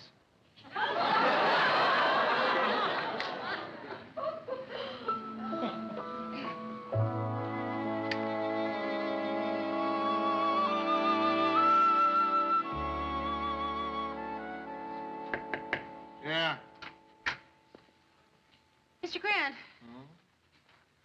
Can I ask you a hypothetical question? Sure, they're my favorite kind. Suppose a person, let's say a woman, My favorite kind again? suppose this woman has been seeing another person, a man, and they've been getting along well, really well. Mary, what is all this talk about a man person and a woman person? I know you're talking about you and the toucher. You know, Mr. Grant, it's just easier for me to talk about it in the third person. All right, what's your question? Well, suppose the woman has given the man every opportunity to tell her that he loves her, and he hasn't. Should this woman keep seeing this man? Well, that doesn't seem too tough a question. Who are you calling? My daughter, what do I know about this sort of stuff? I don't want everybody to... going to tell her it's you.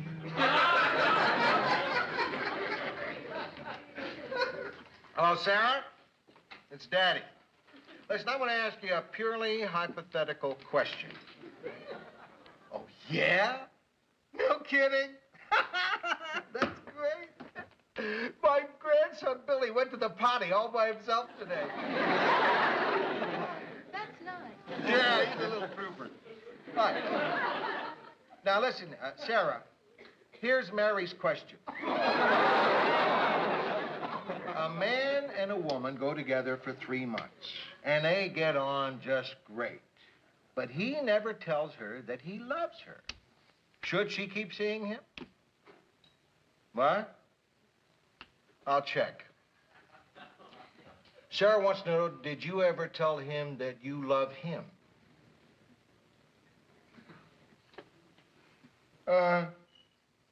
Yeah. She has. Much to my surprise. So, should she keep on seeing him? Yeah. You gotta give the guy time.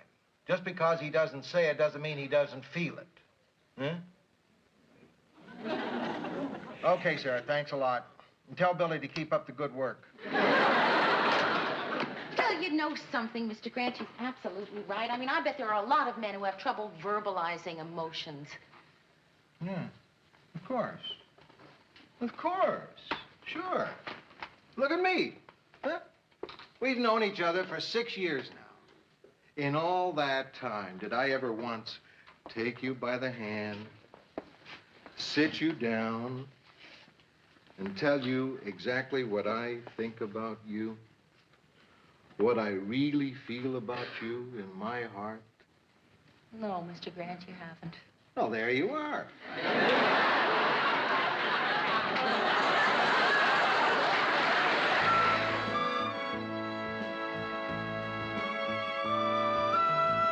Honey, you want to get something to eat?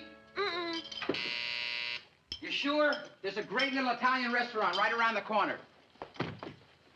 Hi. Hi. I brought you some flowers. I figure men are always bringing women flowers. So why shouldn't women bring flowers to men?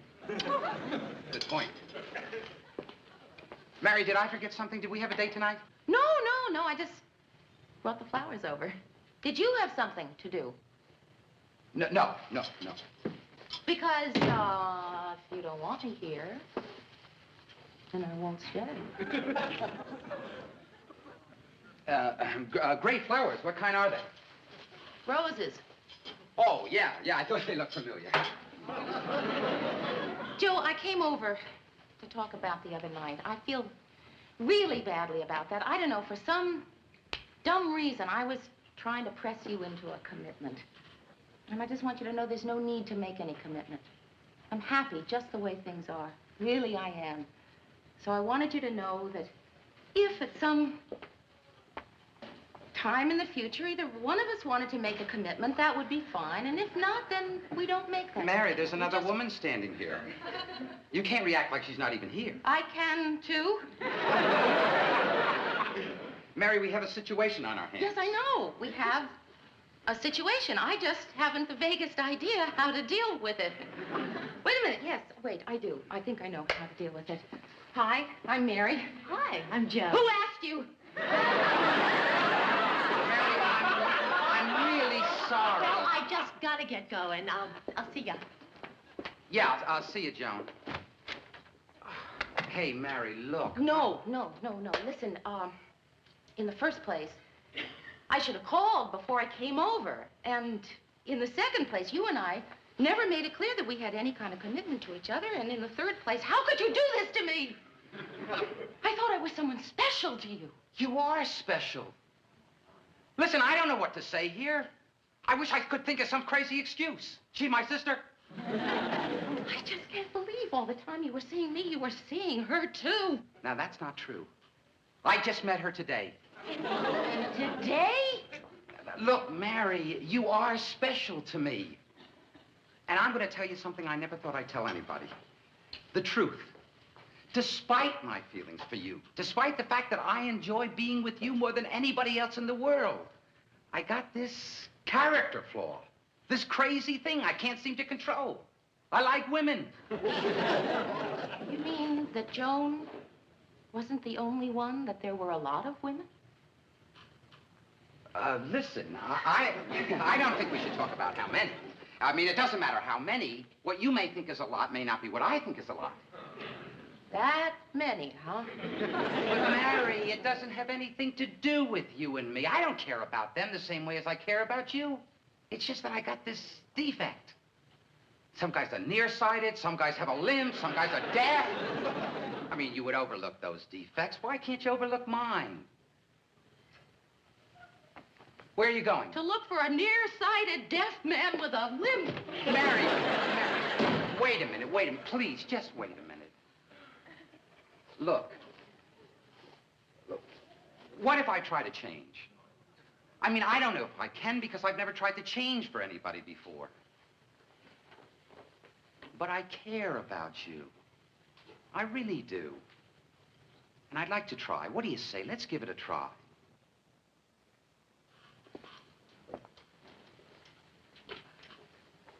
I'd like to, Joe. I really would. But I can't. That's the kind of person I am. I can't accept what's been going on. And I'm afraid there's nothing you can say that will change my mind. Mary, I love you. Well, we'll give it a try.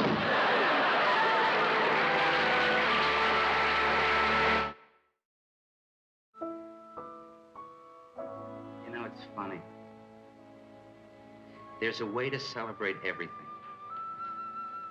Weddings, engagements. But there's no way to celebrate when two people have just told each other, I love you. Wanna bet?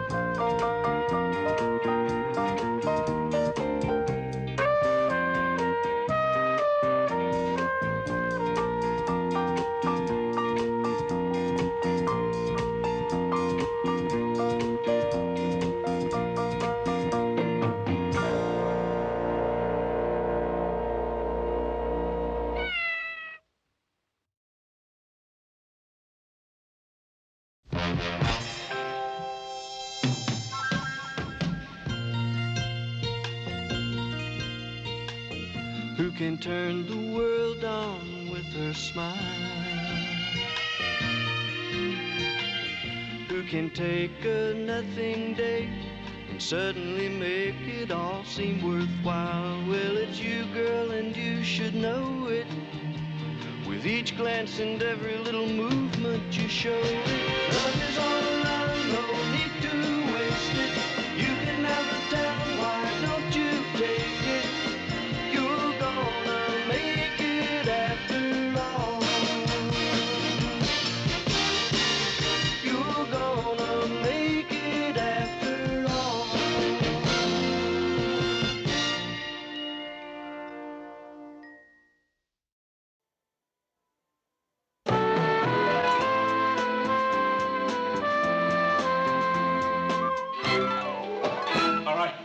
Everybody, out of the newsroom. Ted, what's the matter? What is it? I'm warning you, get out this minute. Ted, what is it? What, a bomb? What? It's worse than that. It's Lou. Lou? Yeah, I just saw him coming in. I said good morning, and he stuffed my hat in the mailbox. I never saw him like that. I'm getting out of here. Look, Ted, we've all been through Lou's Monday mornings. I think you're overreacting. Oh, yeah? Oh, come on, Ted. Murray's right. You didn't see him. Take my word for it. Get out while you can. Oh. Well, I do have some work I can do. Mary, Mr. Grant. come into my office. Yes, Mr. Grant. Don't get me into your back talk. Well, what is it? I don't want any liquor on these premises ever again. I hold you personally responsible to see that I never take another drink. Get rid of this. But why? Just get rid of it. I don't want any booze in here. Guys do crazy things when they're drunk. Not there. That's the first place I'll look. Oh, Mary. You want to talk about it? No. I had dinner with someone last night. I had more drinks than I should have. I went to her apartment, and that's where I was this morning. Mary, do you know what it's like to wake up next to a stranger? Sure. But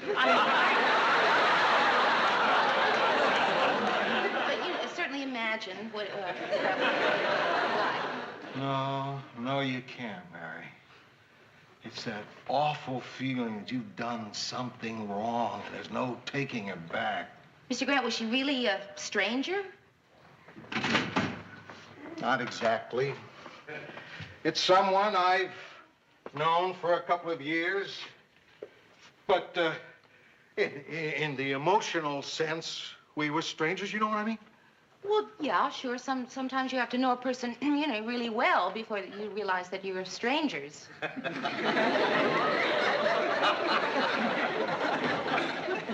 But when I got up this morning, I was so confused. Emotionally? I didn't know where the bathroom was. And then it hit me what had happened the night before. Mary. Someone who hardly means anything to me. I've never done anything like that in my whole life. Grant, I think you're really being much too hard on yourself. I mean, so you were with someone. So what? What's done is done. Maybe I feel this way because of who the woman is. But it doesn't matter who the woman is. Who is the woman? I can't tell you who it is because if I tell you who it is, you'll shun me. I won't shun you. Sure, you can say that now. Mr. Grant, you're not wearing any socks. Mary, I was lucky to find my shoes. I raced out of there so fast. Look at me, I'm sweating bullets.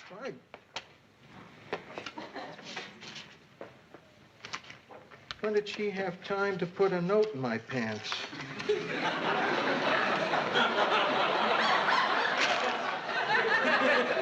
You're trying to read my note. What?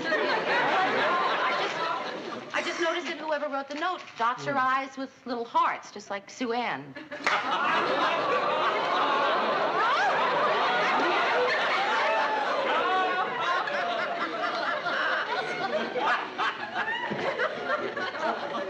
Now you know.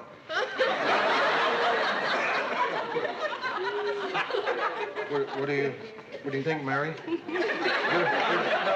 Give it to me straight. It's not funny. I know. No. It's not. What am I going to do? How can I face her? What can I say to her? Well, what do you want to say to her, Mr. Grant? Well, I want to explain to her that I can't marry her.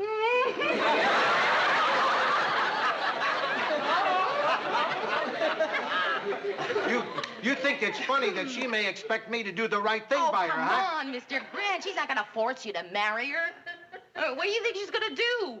Hold a spatula to your throat?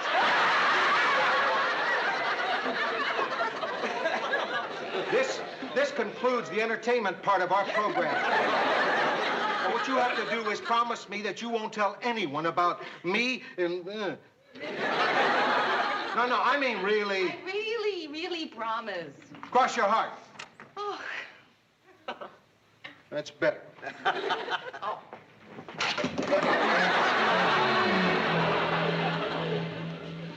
Good morning. Hi, Sue Ann. How are you? I didn't sleep a wink all night. I feel wonderful. Who is it? It's opportunity knocking again. Hi, Sue Ann. Hello, Lou. How do you feel? I hope you feel exactly the way I feel. How do you feel? Like a glorious flower finally opening her petals to the sun. I don't feel exactly like that. Listen, Sue Ann, I'd love to talk to you. I should talk to you. But to be honest, I feel funny. I don't know what to say. Why don't you just say, Sue Ann, you're the most exciting woman on God's green earth. Let's not bring God into this. I just wanted to return your coat. Oh. We don't even have to talk now. A real woman knows when to leave her man alone.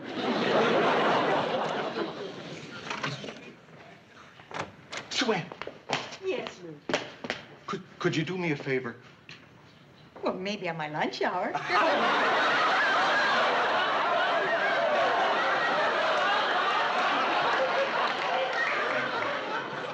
No. You don't understand. It's very important to me that no one knows what happened last night. Oh, Lou, you silly. Everyone will know by the roses in your cheeks. Oh, Murph, thanks so much for the lift. So listen, did you find out what was bothering Lou? Yeah, I did. Yeah, and what was it? Well, I promised him I wouldn't tell. Oh. So what is it? Murray, I just finished telling you. Yeah, you promised you wouldn't tell. But we tell each other everything that happens in our office. We always have, Mary. And you're not going to stop now because it's something really juicy. Murr, I never said it was something really juicy. Is it really juicy? Is it ever? Listen, Mary, let's trade. I know a secret. I'll tell you mine if you tell me yours. Murray, I don't want to play games about this. I mean, I promised, Mr. Grant. So, how are the kids? Okay, man. Okay. You want to know something? I'm disappointed. No, I'm serious. I'm very disappointed. After all this time, all these years, the closeness, the caring, now I find out you don't even trust me. Murr, if I tell you, I didn't say I would. Now, Mary, what do you want me to do? Put on an act or something? We both know you're going to tell me. Now, as soon as you said, if I tell you, meant you were going to tell me. I know you like a book, and now you're going to make me promise I won't tell anybody. No, well, you see, you don't know me like a book, Murr, because I wouldn't have to make you promise not to tell, because you won't tell. Will you? No. Promise? Yes. Guess who Sue Ann Nivens spent the night with? Come on, Mary. I have to be home in an hour.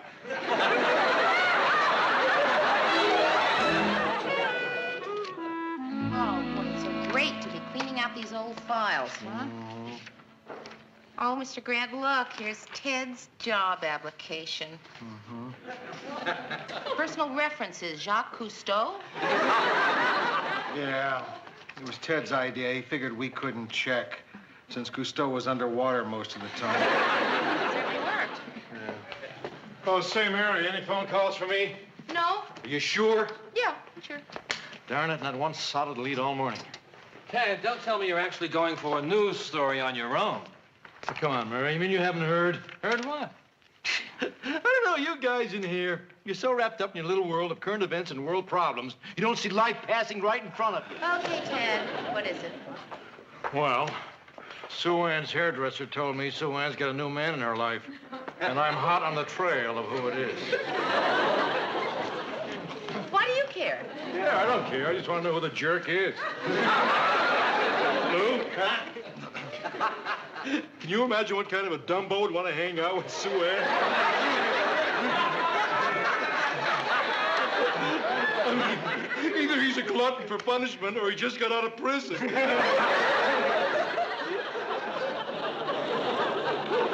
don't you have anything better to do with your time? Well, you guys are busy all day writing the news. I got a lot of time to fill. My brain needs stimulation. Have you considered shock treatments? Anyway, time just flies now that I've got this mystery to solve. Mary, you must have some idea. Who do you think it is? Well, who knows? It might be somebody on our crew. You think so, Mary? I don't know, Ted. Mr. Grant, you look suspicious. If it weren't you, you'd be interested in what they're talking about. All right, all right. So, you think, Sue Ann has a new fella, huh, Ted? Right. You know something, Lou? I've got a hunch she's fooling around with someone right here at WJM. Is that right? Yeah. Oh, Lou, I just wanted to give you your socks back.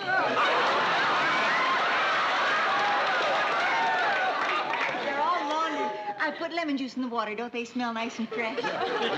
Thanks, Sue. Don't mention it. I'll be happy to do it. Anytime.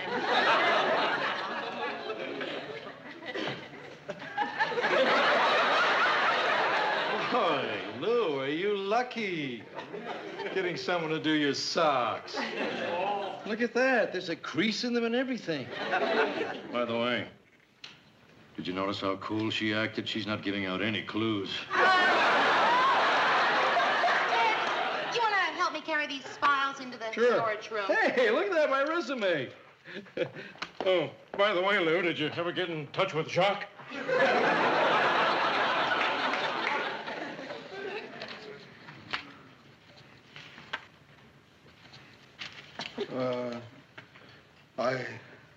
I suppose you're wondering what Sue Ann was doing with my socks. Well, you see, I was down in her studio the other day, and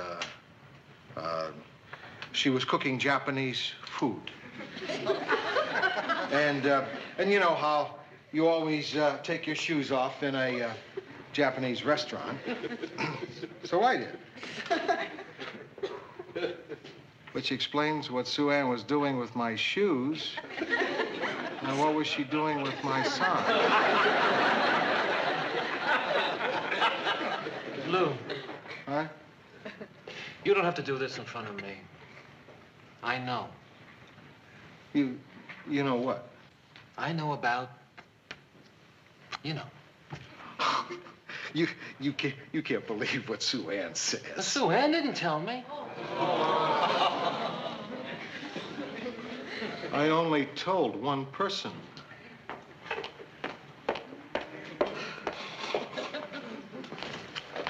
And you crossed your heart.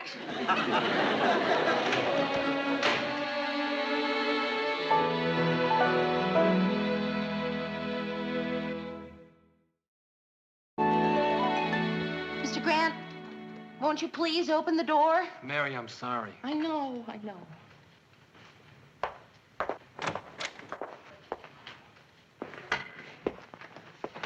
Thank you for opening the door, Mr. Grant. Okay. I want you to make sure that the footage on the dock worker strike is out of editing in time. I think we should talk. I don't want to. Mr. Grant, I just want to say... Mary, I don't want to talk about it. Okay. You have every right to be mad at me. Mary, I'm not mad. I still respect you as a producer. I want you to stay here. I want you to work here. We're still in business. We're just not friends anymore. Well, I didn't know it was this bad. I didn't realize you weren't going to even be angry with me. Mr. Grant, if you could just Mary, listen to me. Mary, will you please respect me on this? You're not going to change my mind. There's a lot I could say. There's a lot I could tell you about what I think you did to me. I asked you not to do it. You violated my confidence. It was important to me. I'm your boss. It doesn't interfere with that. We're just not friends anymore.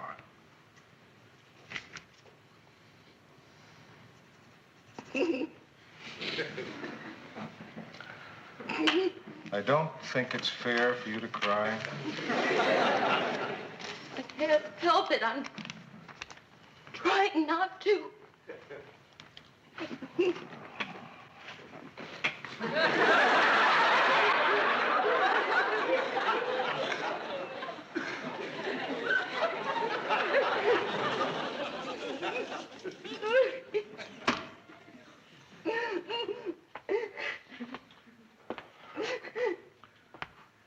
Do you want to go outside and collect yourself before we go on with business? No, I'm going to collect myself right now if I can.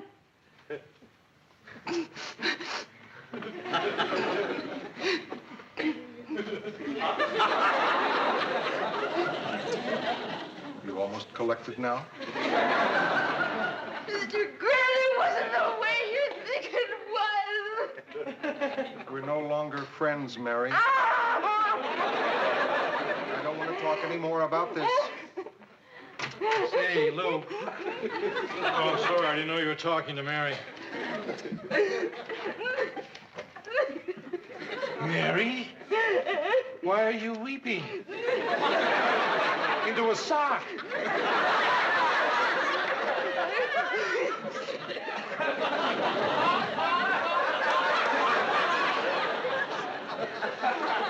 Ted, will you leave us alone? Oh, sure, Lou. I just stopped by to tell you. Sue Ann's waiting for you on her set. She wants to see you right away. Okay, I better get down there. Mary? Do you want to see what I do to stop Georgette from crying? Oh, no, that's for hiccups.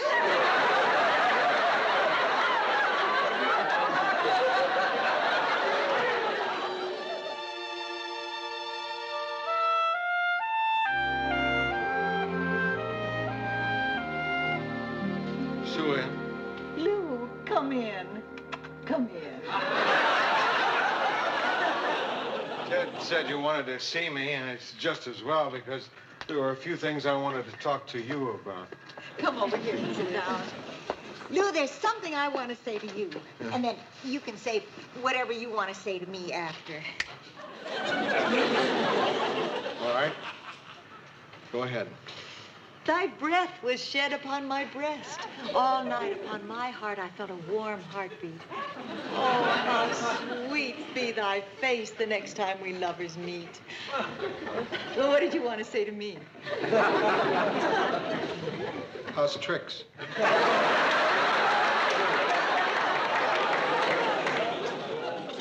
You're not as romantic as I was hoping. Sue Ann, I just wanted to apologize. Lou, apologize? Apologize for what? You were wonderful. Let me put it this way. If you were a souffle, you'd rise high in the pan. If you were crepe Suzette, your flame would light a whole room.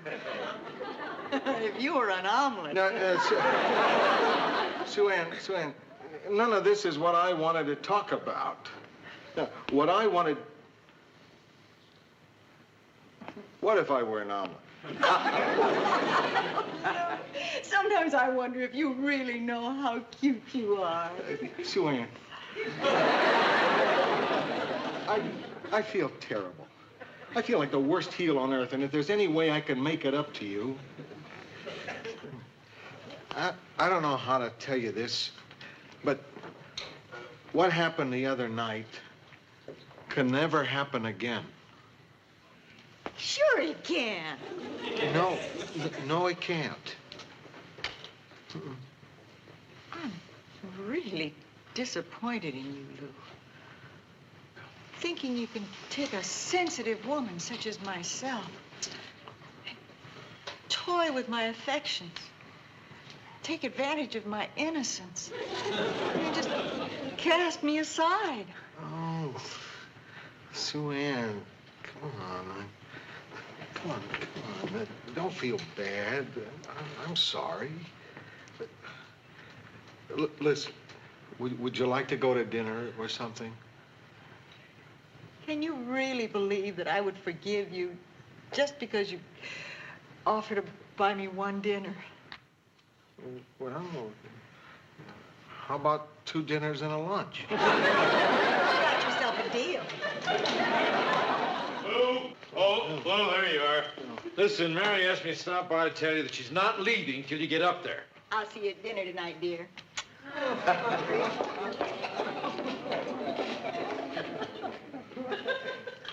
Sue Ann wore your overcoat. She brought your socks. She just kissed you tenderly on the head. You know something, Lou? If her new boyfriend finds out, he's gonna kill you.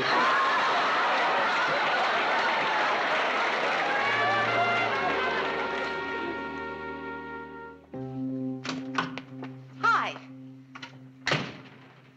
Mr. Grant, if you buy a house and you find that the rooms are drafty, you don't move out. I agree. Is that all? No, I'm trying to make a point here.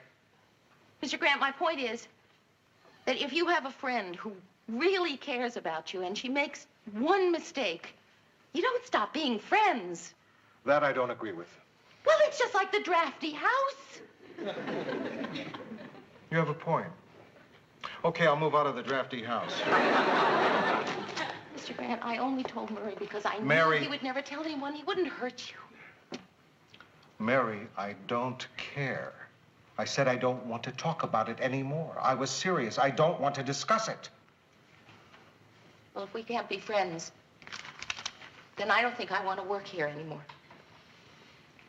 You will give me 2 weeks' notice, won't you? No, I will give you 2 years' notice. In 2 years, if you're still acting like this, then I'm getting out. Oh, I can't even get a smile out of you. Okay, there's just one answer. I'm going to tell you the biggest secret in my life, and you can tell anyone you want, and then we'll be even. There was a man who came into town once. You've met him. He was just here for 1 day. I'd never met him. I was at a party, and I had a couple of cocktails, and he drove me home. And, well, we had the same sort of relationship that you had with Sue Ann. And that man's name is Walter Cronkite.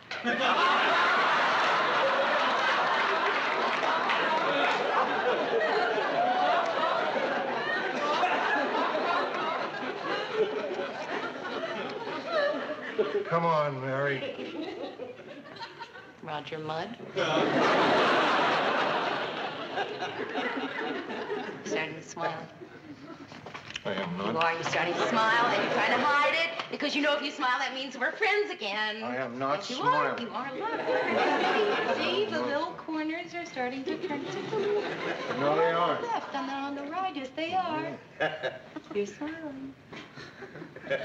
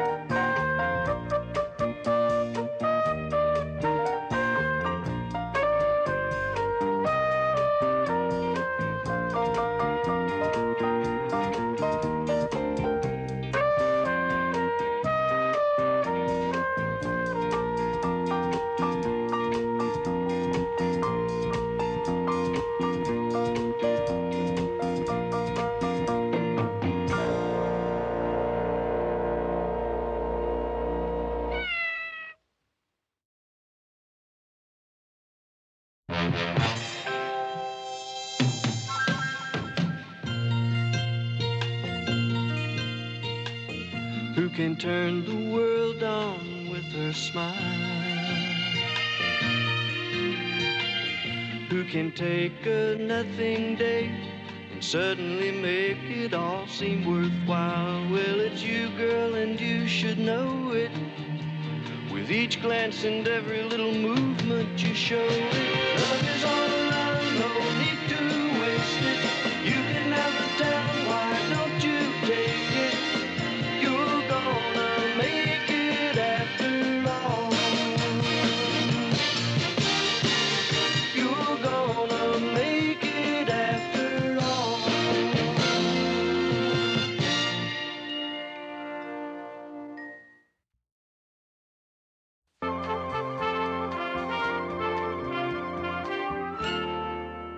Okay, here's the editing schedule through Friday, and here's a list of the sponsors. It's worth checking to see which news item comes before which commercial. Otherwise, it can be a little embarrassing. Yeah. Like when Ted read that item about the raid on the massage parlors, followed by the commercial about letting your fingers do the walking. Right. So how come you picked Mexico for a vacation? Well, you know what I did? Just got out a great big map. I closed my eyes, jabbed my finger, and said, this is where I'm going to spend the week. And landed in Mexico. No, Racine, Wisconsin. It took me 11 jabs to get to Mexico. Morning, Merv. Morning, Merv. Morning. Oh, what a great day. Look at me. I guess from a glance at my face, you can tell something wonderful's happened, can't you? No, there are no pennies on your eyelids.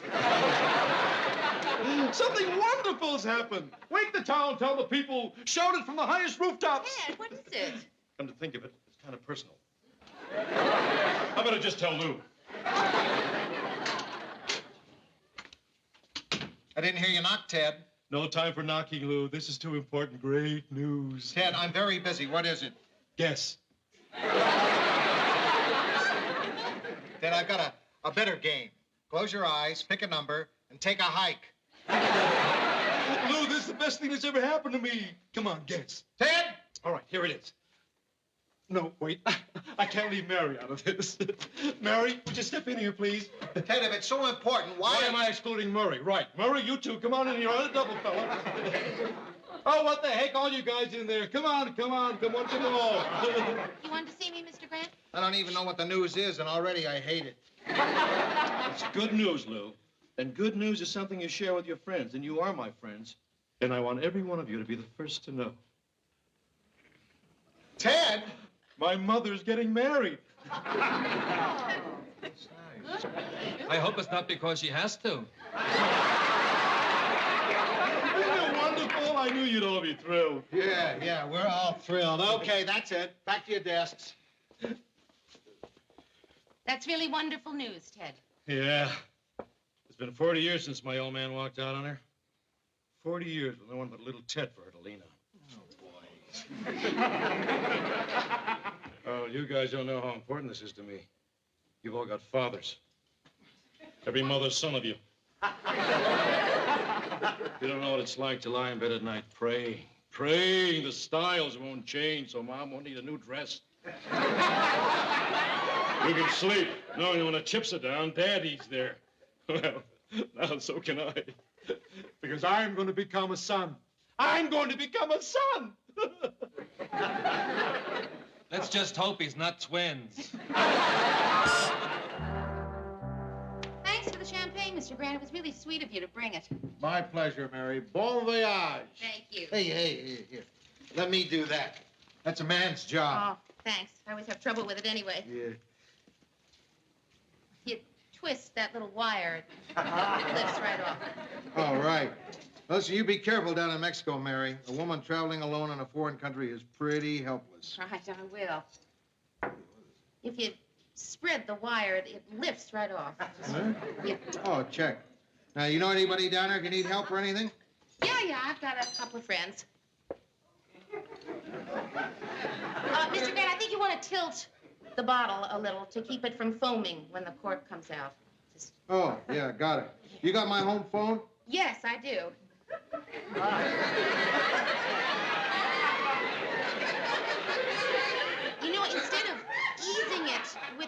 thumbs, you can grasp the cork and then twist it out. I mean, I've seen people do that. Oh, there. Nothing to it. I guess it just looks hard. Not if you know what you're doing. Yeah, I'll get it. Now, don't hesitate to call me if you need help. You hear me? Right. Ted. Oh, hi, Lou. Hi, Mary. Hi. Champagne, huh? Yeah. Actually, it's a little premature. My mom's not getting married. Ted, Mary's starting on her vacation. This is her bon voyage. Oh, she's going by boat, huh? What are you doing here? Well, it's Friday night, Lou. George just got a class. Usually have dinner at Mom's, but she's pretty busy these days, so I thought I'd stop by and see how Mary's doing. Well, gee, Ted, I'd ask you to have dinner with us, but I only made enough for 2. Oh, hey, that's all right. Enjoy yourselves. Sure I can find a greasy diner open somewhere that's called Well, look, at least stay and have a glass of champagne with us, huh? If you insist. Okay. Sit down. Well, here's to my new dad. Here's to... See, I don't know what to call him. Lou, what do your kids call you? When they were little, it was Daddy. In college, it was Father. Now it's Daddy again. I like Daddy. Father costs money. Daddy. Daddy. Nah, that's for girls. You got girls, Lou. I don't think a man would say daddy. Pop. Pop, I'd say Pop. Hi, Pop. Morning, Pop. Pop, meet Mary. What's his name? I don't know. My mom just calls him her gentleman friend. When I was little, she used to always say they were my uncles.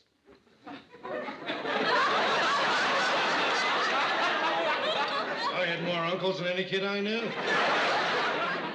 This is great. Oh, thank you. It's a new recipe of Sue Ann's. Oh, that's good. It is. That's another thing, Mary. When you're down in Mexico, be careful of the food down there. And don't drink the water. You know why? I'll give you a hint, Mary. You get it? You get it? You know something? None of those uncles ever played with me. None of them ever took me to a baseball game. They don't have Uncle and Son's Day. Hey, Ted, look, don't go have dinner by yourself. Have dinner with us. We'll give you some of ours. You don't mind, Mr. Grant, do you? No, I guess not. Gee, thanks, guys. You know, it wasn't easy for my mom. She had to be both mother and father to me. You know, that little lady actually put on boxing gloves to teach me to fight because she thought a boy should learn. Sounds like a wonderful woman. And a wonderful teacher. By the time I was 13, I could knock her silly. Oh,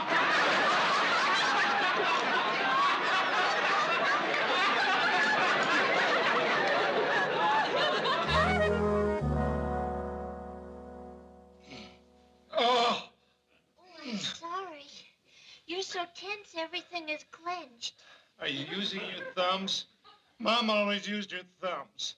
I'm doing the best I can. Your mother has bigger thumbs than I do. She has the biggest thumbs I ever saw. Giant thumbs. Yeah, like tennis paddles. Where are they when I need them, though? Every time I call her, she's too busy. Thanks, that's enough, Georgia. Oh. Oh. Is your back better? Yeah, but now my neck hurts. Can I tell you something? Not now, Georgette. I think I'm getting a headache, too. Ted, listen to me. It's hard for me to make people listen because I don't have a very forceful way of talking. But sometimes what you say is more important than how you say it. That's not true. Say that's not true. This is what I want to tell you. I don't think there's anything wrong with your back or your neck. Then why do they hurt? I think they hurt because deep down inside you think you're losing your mom. All these years she's taken care of you, and now... She's taken care of me? I've been sending her money every month for 20 years. There's no telling how much. Somewhere between 60 and 61,000 bucks. And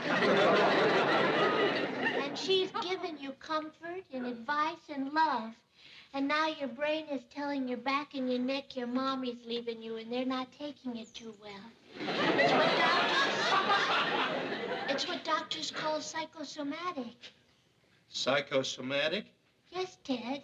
What you have to realize is you're not losing a mother. You're gaining a father. Yeah, that's right. I'm not losing a mother. I'm gaining a pop. When we get married, they come visit me. I can visit them. They take me to dinner. I can visit them. We'll be just like one big happy family. Of course you will. Hey, you know something? My back doesn't hurt anymore, and my neck doesn't either, and my headache's gone. Yeah, as soon as I realized there was nothing to worry about, the pain went away. That's wonderful, Ted. Yeah, and you thought it was psychosomatic.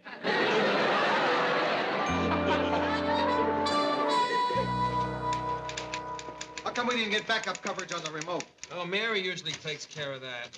This whole week, every time I've asked a question, I've gotten the same answer. Mary usually takes care of that. Why can't someone come up with a new alibi? Mary usually takes care of that. If I had realized how hard she works, I'd never have given her a vacation. Hi, guys. Sorry I'm late, Lou. I've been running all over town making plans for the wedding. Oh, when's the big day, Ted? I don't know. They haven't set a date yet. Walter just came into town this morning. Gosh, I can't wait to meet him. It's going to be a beautiful ceremony. I cry every time I think of it. Why? Are you paying for it? Well, actually, I am, and it isn't easy. I've got to take care of all the details myself. Right now, I'm trying to pick out an orchestra. Say, Lou, which one of these two do you think is better? The Lester Goldman Trio or the Electric Bananas? Ted, Mary's gone, and I've got a lot of extra work to do, so if you don't mind... Oh, just one more question, Lou. Do you think your friend Murphy, the combat photographer, could do a wedding album?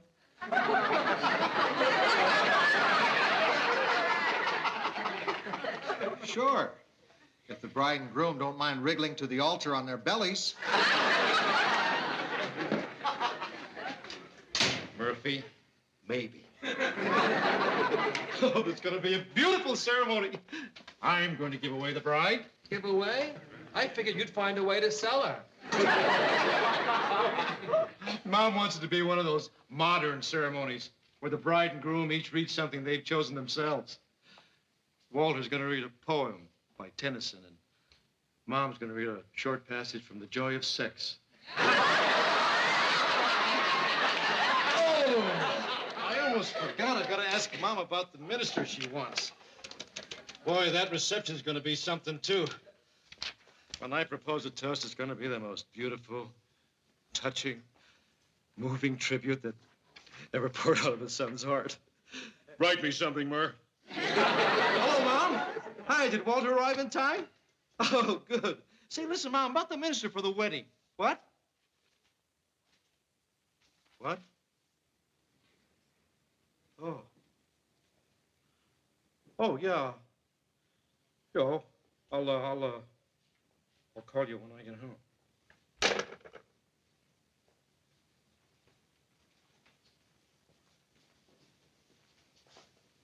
What's the matter, Ted? Nothing. Come on, Ted, what's the matter? Mom and Walter aren't getting married after all. Oh, they've decided to break up. No, they decided to shack up.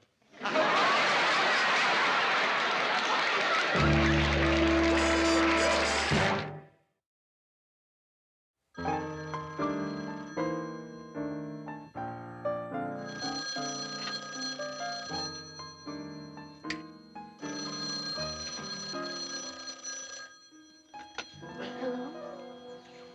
They hung up. What's the difference? Probably some lurid scandal magazine. It might have been your mother. Don't mention that name. You mustn't be like this, Ted, sitting in your apartment all weekend with the drapes closed.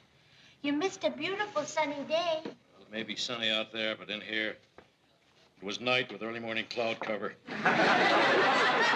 Turning to occasional rain by mid-afternoon. The fresh air would have done you good. Oh, yeah. Out in the streets where people could stare at me, pointing, whispering, snickering. There goes Ted Baxter, the one whose mother is... Pss, pss, pss, pss, pss, pss. No one even knows your mother is... And anyway, your mother is really a very sweet person. I remember the first time you took me to meet her. She gave me a big hug and led me over to the couch and sat me down and took a good long look at me and said, "So you're Ted's broad."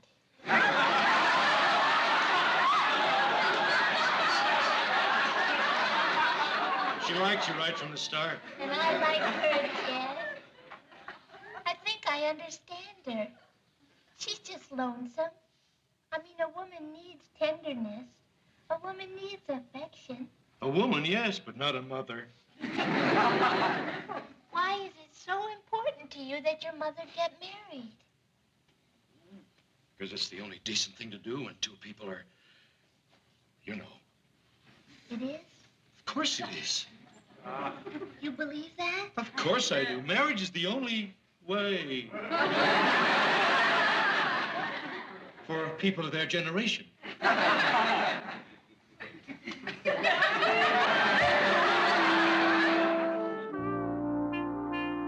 Uh-huh.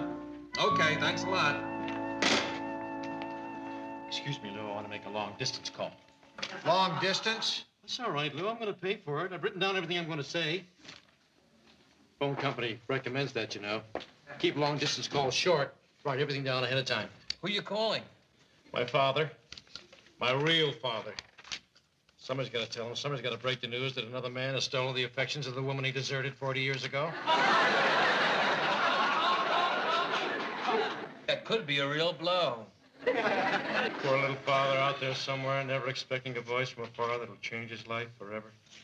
Hello, Dad? This is Ted. How are you? Nice talking to you, but I've got bad news. Mom's living with the guy. Bye.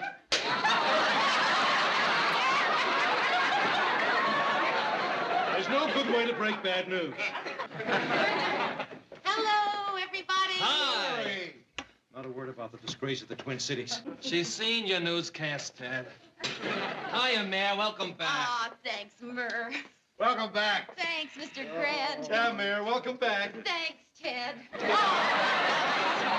Mexico was absolutely beautiful. I mean, the sights and the sounds, the Welcome smells. back, Mayor. Thanks, Ted. Oh, and I saw a sunrise over the ruins at Yucatan that was breathtaking. Welcome back, Mayor.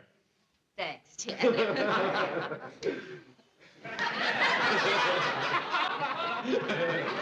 know how good it is to see you, Mayor. We all missed you around here. I mean, the place just has been the same without good old Mary to talk to. Oh, Ted, that's really nice of you to say. So, how's your mother? None of your business. Sit down. Ted, may I offer a little friendly criticism? Sure, if it's constructive. You're acting like a jackass. Food for thought.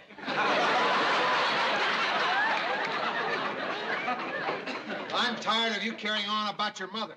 Lou, you don't know what it's like to spend every day in fear that someone you're responsible for is going to make you a laughing stock. Yes, I do, Ted. She's living in sin, Lou. My own mother's living in sin. Have you talked to the guy? Talk to him? Well, that's how I'd handle it. Meet him for a drink. Find out his intentions. I know his intentions. What I mean is, talk to him. Tell him where you stand and find out where he stands. Talk to him man to man. You know something, Lou? You may be right. That's what I'll do tonight. Talk to him. Man to man to man. Haven't you got an extra man in there? No, because you're coming with me, Lou.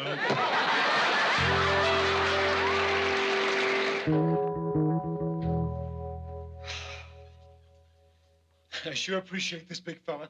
I hope so. I feel like a fool. Well, I'm sorry you'd have to come to this. But he asked for it, messing with my mom. There it is, Lou, the bell. What'll I do? Come out of your corner, bobbing and weaving and answering. Right, you stay right there.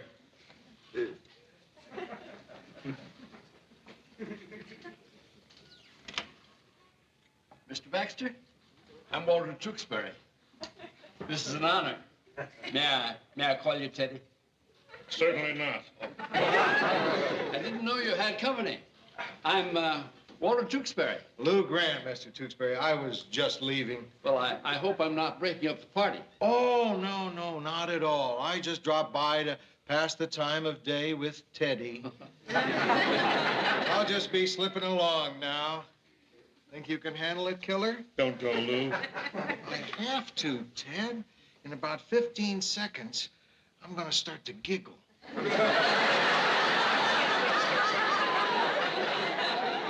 Now, I don't giggle often.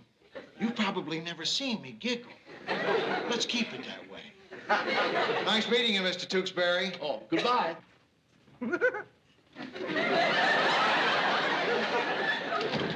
Nice man. Yeah, he's nice, but hard, like me, Tewksbury. He doesn't put up with any funny business. Sit down. Thank you. Ted, you seem to be upset, and I think I know what it is.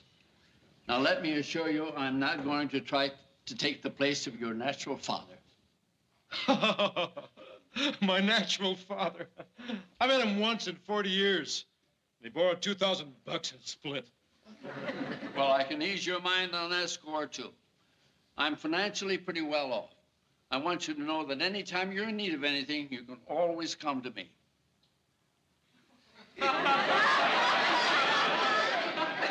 I can? Sure. You mean if I needed, say, $100, I could just come to you and you'd give it to me? Sure. Yeah. I want you to know, Walter, that I appreciate that very much. Of course, I wouldn't ask you for any money, but certainly nice of you to offer. Listen, Walter, why aren't you and Mom getting married? Well, we just don't want to rush into anything. After all, marriage is for a lifetime. But I'm sure that we will eventually. You will? Well, that's terrific. That's what I wanted to know. That's quite a load off my mind. And you'd really give me $100 if I asked you for it? That's right. Would you like a drink, Walter? Yes? I'll take a little scotch if you got it. You know, my father taught me to drink scotch long years ago. And you know something?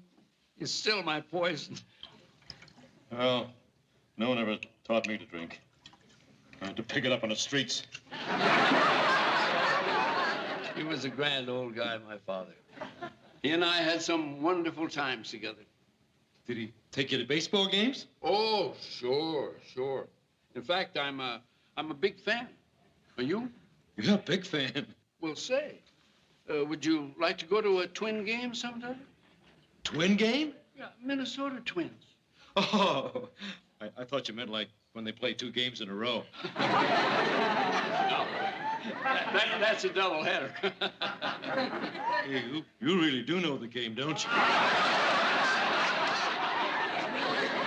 And you've actually got $100 on you right now, cash?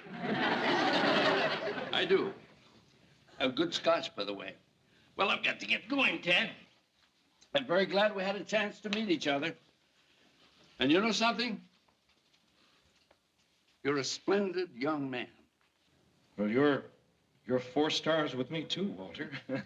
Thank you. See you soon. Oh, Walter, could I please have $100? Sure. Why didn't you say so? It's not that I need the money, you understand. Actually, it's just that nobody ever gave me anything before. There you are. Oh, Daddy.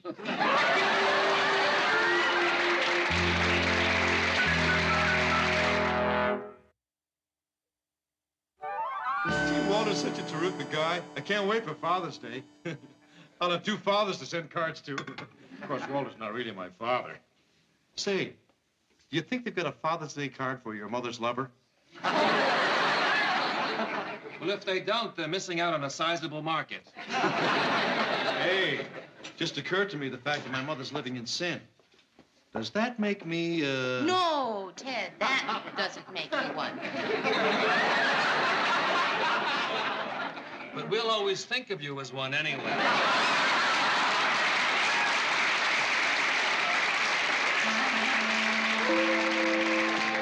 Thanks, Murph.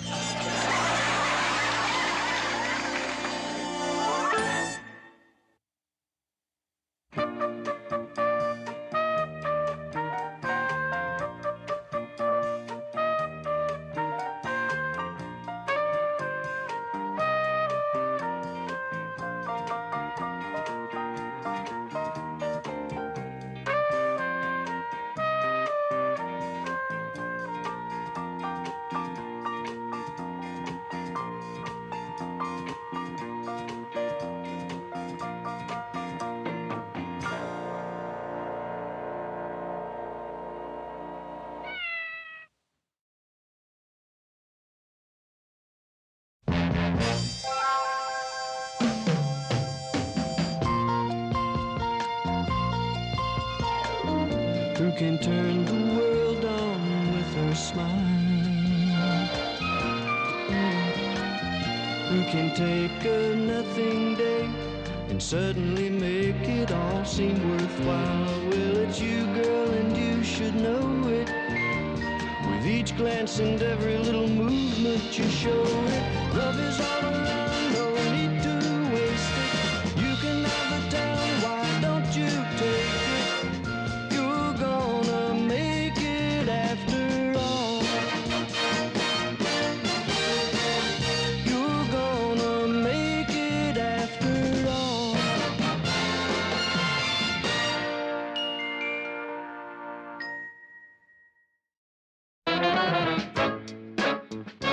Morning, morning.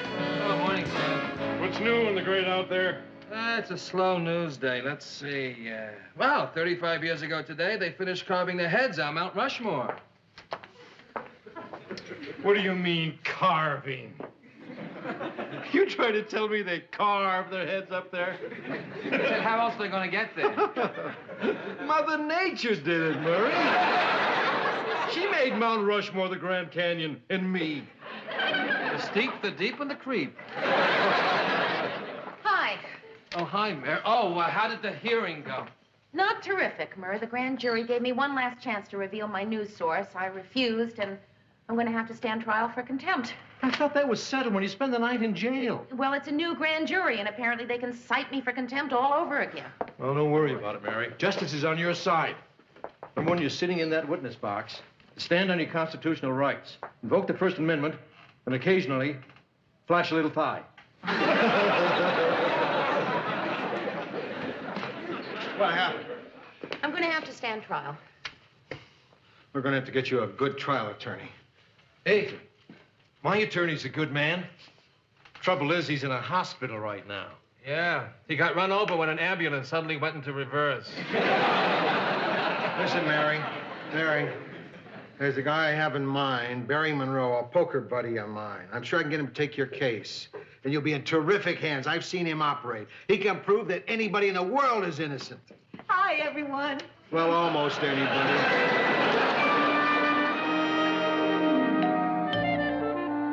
Who is it? Me. Oh, Mr. Grant. I just wanted to check because I look so awful. Lou, something tells me we weren't expected. Huh. You mean the curlers? Oh, Mary doesn't care about that, do you, Mary? You wanted me to introduce you to Barry. Here he is, Mary Richards, Barry Monroe. How do you, wet nails do? Well, great. Hurry up. Let's go. Go?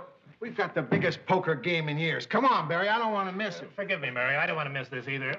Come to the office tomorrow. We'll discuss your case. Oh, good, because we really have to get this settled. I mean, I can't keep worrying about whether or not I'm going to go to jail. Everything's going to be okay. I don't know. It's hard to believe that everything's going to be Look okay. at me. You know? Everything's going to be okay. My mother had little violet flecks in her eyes just like you. I don't have violet flecks. Oh, yes, in my you eyes. do. Doesn't you, Lou? Violet flags. Come on, let's play poker. So miss one hand. Now, this is important. Yeah. You mean we're not going to be there when they break the seal on the deck? I'm sure they'll tell us all about it. You know what I can't figure out is why they're bringing me up on contempt charges again. I mean, last year, the grand jury said that as a newsman, I'm protected by the First Amendment. Unless they're planning to claim that as a television producer, you're not a legitimate newsman. There's a similar case going on like that in Oregon at this moment. Mary, not a newsman? That's ridiculous. Excuse me, Mary. I just realized how insensitive I was. Your case is a lot more important than my game. So we're just going to sit here and talk about your case and forget the game. Oh, Mr. Grant, I don't want you to do that. You heard her. Let's go. Well, wait. A couple of minutes. No, Mary, you don't have anything to worry about. A television reporter has the same First Amendment rights as a newspaper reporter. Oh, good. Can you tell me how much this will cost? Well, I'm going to set an unusual fee. 4 dinner dates and a lunch. No, really. I'm being half serious. No, I would really feel much more comfortable if you would just tell me your ordinary fee. $75 an hour. I know a wonderful little restaurant.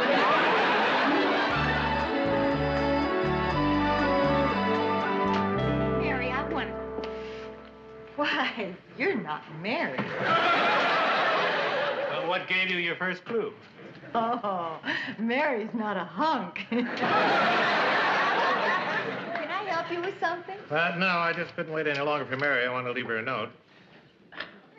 I've been looking through my briefs, and it's important that we talk as soon as possible.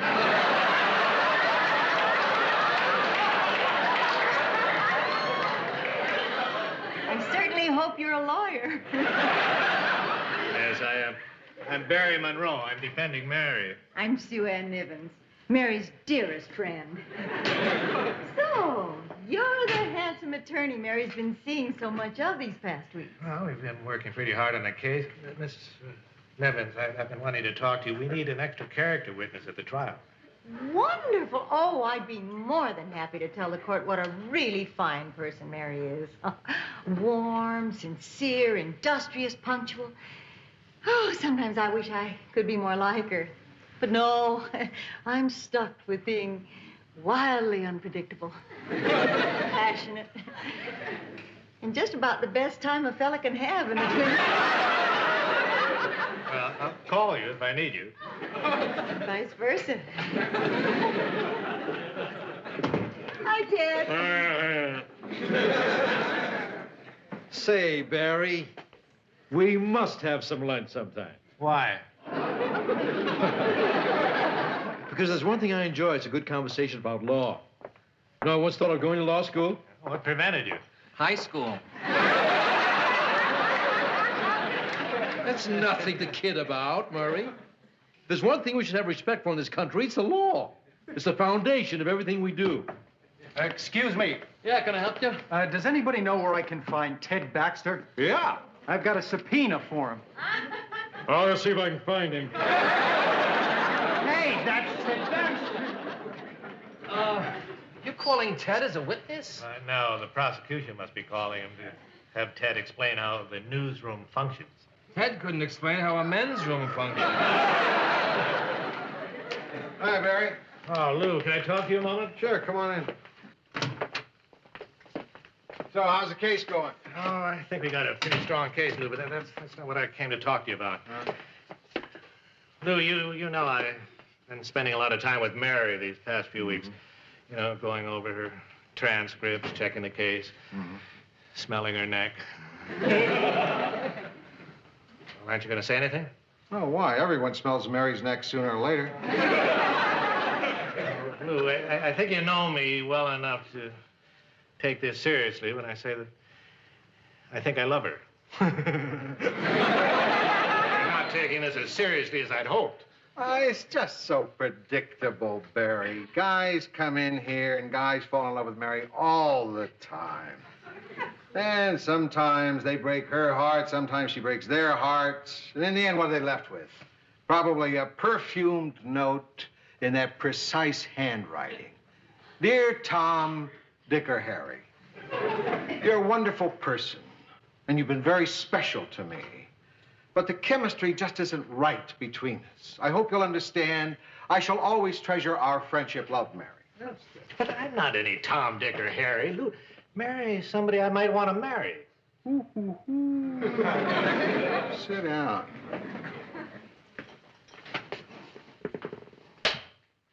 So, you want to marry our Mary. Mind if I ask you a few questions? What? How's your health? My health is fine. You drink? I probably drink as much as you do. Oh, my God. What are your prospects? My prospect? What are you asking me these questions for? You're not her father, you know. Sit down. Yes, sir. What are you doing? Some guy wants to slap me with a subpoena. I don't care if he wants to slap you with a flounder. Get out of my office. Ted, they're going to find you sooner or later anyway. Why don't you save the time and energy and accept the subpoena? They're not going to get me, Sawbones. Sawbones is a doctor. Oh, what'd I mean? Shyster. Thanks. They're not going to get me, Shyster.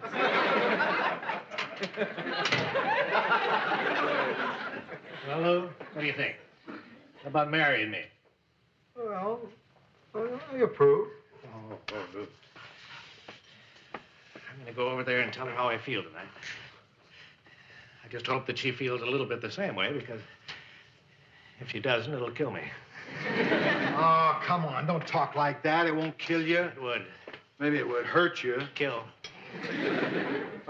You know, Barry, that kind of proves something I've always thought. Love stinks. Lou, quick, you better turn on the monitor.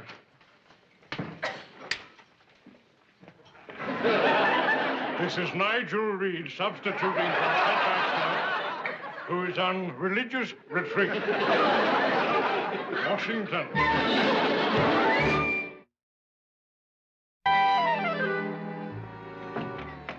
Hi. I got something for you. Let's make it fast.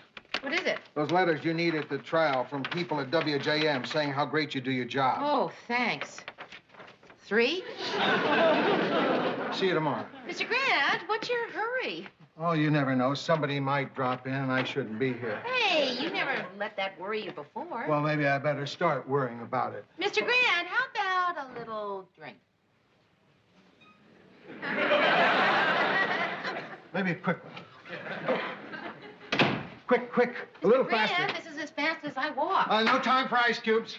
You have time for a glass? All right, let's not be sarcastic. Of course I want a glass. The drink should be a sociable occasion.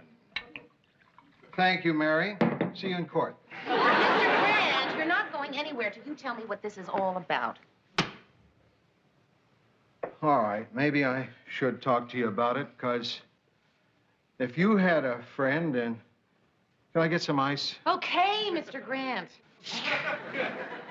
If you had a friend who was about to cross a minefield, wouldn't you go out in front of him with a stick to make sure there was a safe path? Is this a trick question? No. All right, Mr. Grant, I like to think I'm the kind of person who would not let a friend go out into a minefield without first going out with a stick. Me too.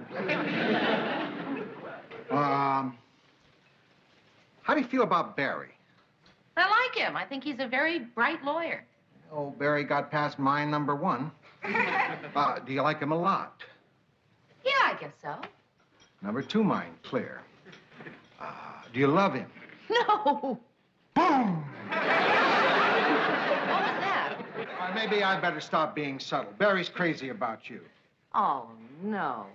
Oh, come on, Mary. You acting like you don't know? The way you've been leading him on, answering the door with your hair in curlers? You did everything but wear 8-inch heels, lean against the lamppost, and say, "Hi, sailor." Mr. Grant, you know I go on trial tomorrow, and I'm sure in some way you think you're being helpful to someone somewhere, but not here and not me. You really don't love him, huh? No. I feel terrible. Why? Because I gave him your hand. You did what? He's going to be coming here any minute to collect. What makes you so sure he's coming here any minute? You're right. Maybe he's not. Mr. Mr. Grant, please, I don't want to have this kind of conversation tonight before my trial, not with my lawyer. Please, do something. Yeah, I'll head him off. You go into your bedroom. I'll take care of it. Haven't I always? No. Hi, Barry. Oh, thanks. Where's Mary? She's tired. She's asleep. Well, what are you doing here? That's a good question. What am I doing here? Look, Barry, I'm not comfortable lying to a friend. I did something tonight that's probably pretty stupid. I hope everything works out okay. I got into a conversation with Mary, and I ended up telling her how you felt about her. And? And she told me how she felt about you. And? And I know you're going to take this great. Come on, Lou. Look, I'm not a kid. Just tell me. She doesn't love you. Yeah, I've heard that before. I'll hear it again. Hey, come on. You didn't want her anyway. She's a real fuss budget. Precise about everything. It'd drive you nuts. She belongs with the guy who has every hair in place. A guy who gets a manicure once a week. Good Lord, you're perfect for each other. You know, it's funny. I was so nervous. I never imagined that it would hit me this hard.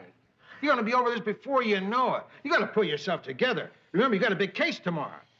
I can't pull myself together, Lou. Huh? Comes a time when you just got to let yourself go. Oh, yeah. But... worry about picking up the pieces later. What do you mean? I'm going to tie one on. I don't care about anything anymore. Yeah, Barry. Now, listen, Barry. Oh, boy. You can come out now. Well, how'd it go, Mr. Grant? Boom.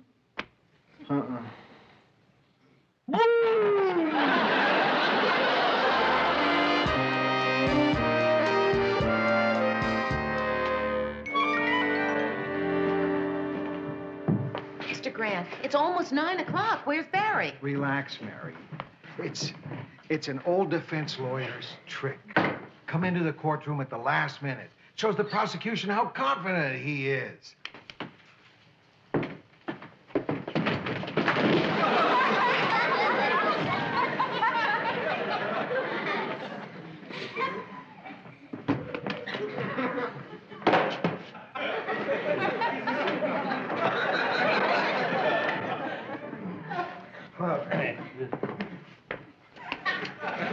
Hello, honey bunny.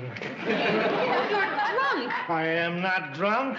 I have been drinking coffee ever since the bars closed. As long as I don't have to spend too much time on my feet, no one will be the wiser. You gotta pull yourself together. Mary could get sent to jail for years. I don't care. I'll wait for her. All right. Wonderful. This state appellate court is now in session. The Honorable William Benton presiding. Please be seated. Your Honor, I'd like to discuss a point of procedure before we begin. May I approach the bench? You may, Counselor. Mr. Monroe, would you like to join us? Kiss me goodbye.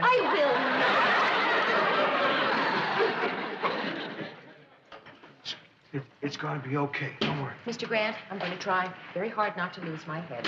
You promised me a great lawyer, and you got me Barry. I remember even saying thank you, but now Clarence Darrow is standing up there blowing kisses at me, and I could go to prison. What can I say? I owe you one.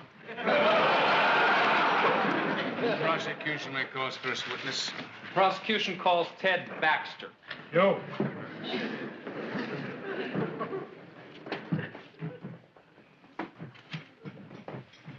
Please repeat after That me. won't be necessary. I know it by heart. I, Ted Baxter, do solemnly swear to tell the truth, the whole truth, nothing but the truth, so help me God. I was up all night going over it. It's very commendable. You may be seated. I guess applause isn't allowed. Mr. Baxter, you are employed at WJM-TV. What is the nature of your job? I am the best anchorman in the United States. And in your opinion, would you say that Miss Richards' qualifications were comparable to those of a newsman like yourself? I would. In every way, she's every bit qualified as any newsman I've ever known in my life. Mr. Baxter, do you know the penalty for perjury? Okay. Maybe not the best anchorman in the whole United States.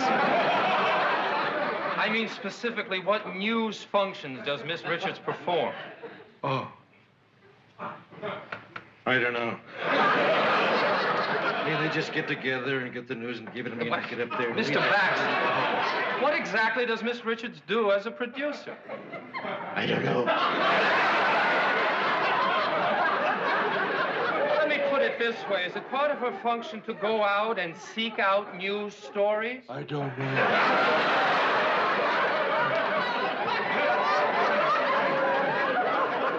Mr. Jenkins, would you please tell the court the purpose of this line of questioning? Certainly, Your Honor. I intend to prove that Mary Richards is not a bona fide newsman and therefore not entitled to First Amendment protection.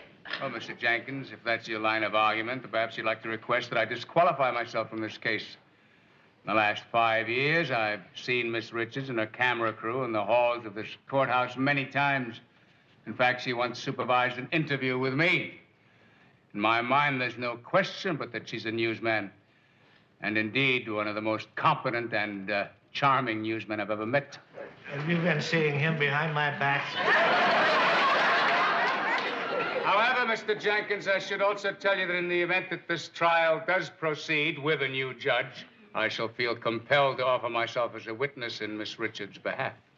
Well, in view of the information Your Honor has just brought before the court, the prosecution, acting in what it believes to be the best interest of all parties concerned, moves for dismissal. Motion granted, case dismissed. All rise. See? I told you Barry would get you off. Defense called his first witness. It's okay, Barry. We won. Well, what was the score? For the trial, even better. Mary, I'm sorry for everything. Can you forgive me? Probably not. And if you ever want a lawyer, if you ever rob a bank or kill somebody, I'd be proud to represent you. Thanks. I'll see you at the office. Congratulations. You did it again. You're the smartest lawyer I know. I didn't open my mouth. That's smart. Mr. Monroe. Yes. The lady told me to give you this. Here it comes, a perfumed letter, right? Yeah. Yeah. You're a wonderful guy, but the chemistry isn't right. She'll always treasure your friendship, correct? Dear Barry, I didn't want to tell you this till the trial was over, but I find you terribly attractive, and I must have you before nightfall, or else I'll explode. Sue Ann Niven.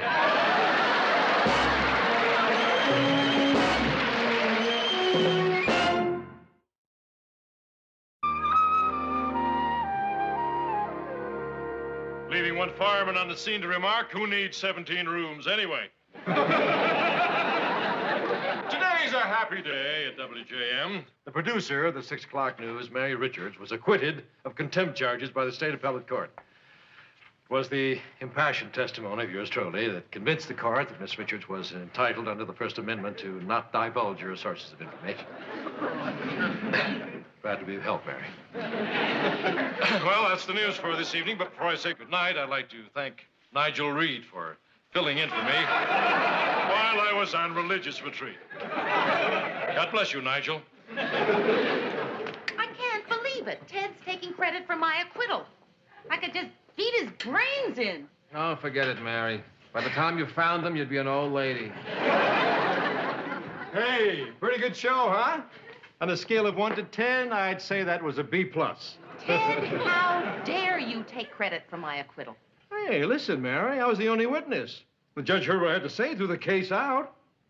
Mary, let's face it, I saved your bacon. Ted, you almost got me sent to prison. When they asked you what I did, you told them you didn't even know what I do around here. Of course I told him I didn't know. You don't want me to tell him what you really do around here, do you? What do you think I do around here? Well, you come in, you hang up your coat, you talk to Mary, and you go in there, discuss your problems with Lou, and you wear a lot of different clothes, and you have a lot of big parties. You wouldn't want me to tell him that, would you? You really don't know what I do around here, do you? Well, let me tell you what I do, Ted. I send out the film crew, I make the news assignments, I work out the rundown for the show, I hire people, I fire people. I am responsible for everyone else's activities, and I am responsible for every facet of this production. Gee. And I always thought it was my fault the show stunk.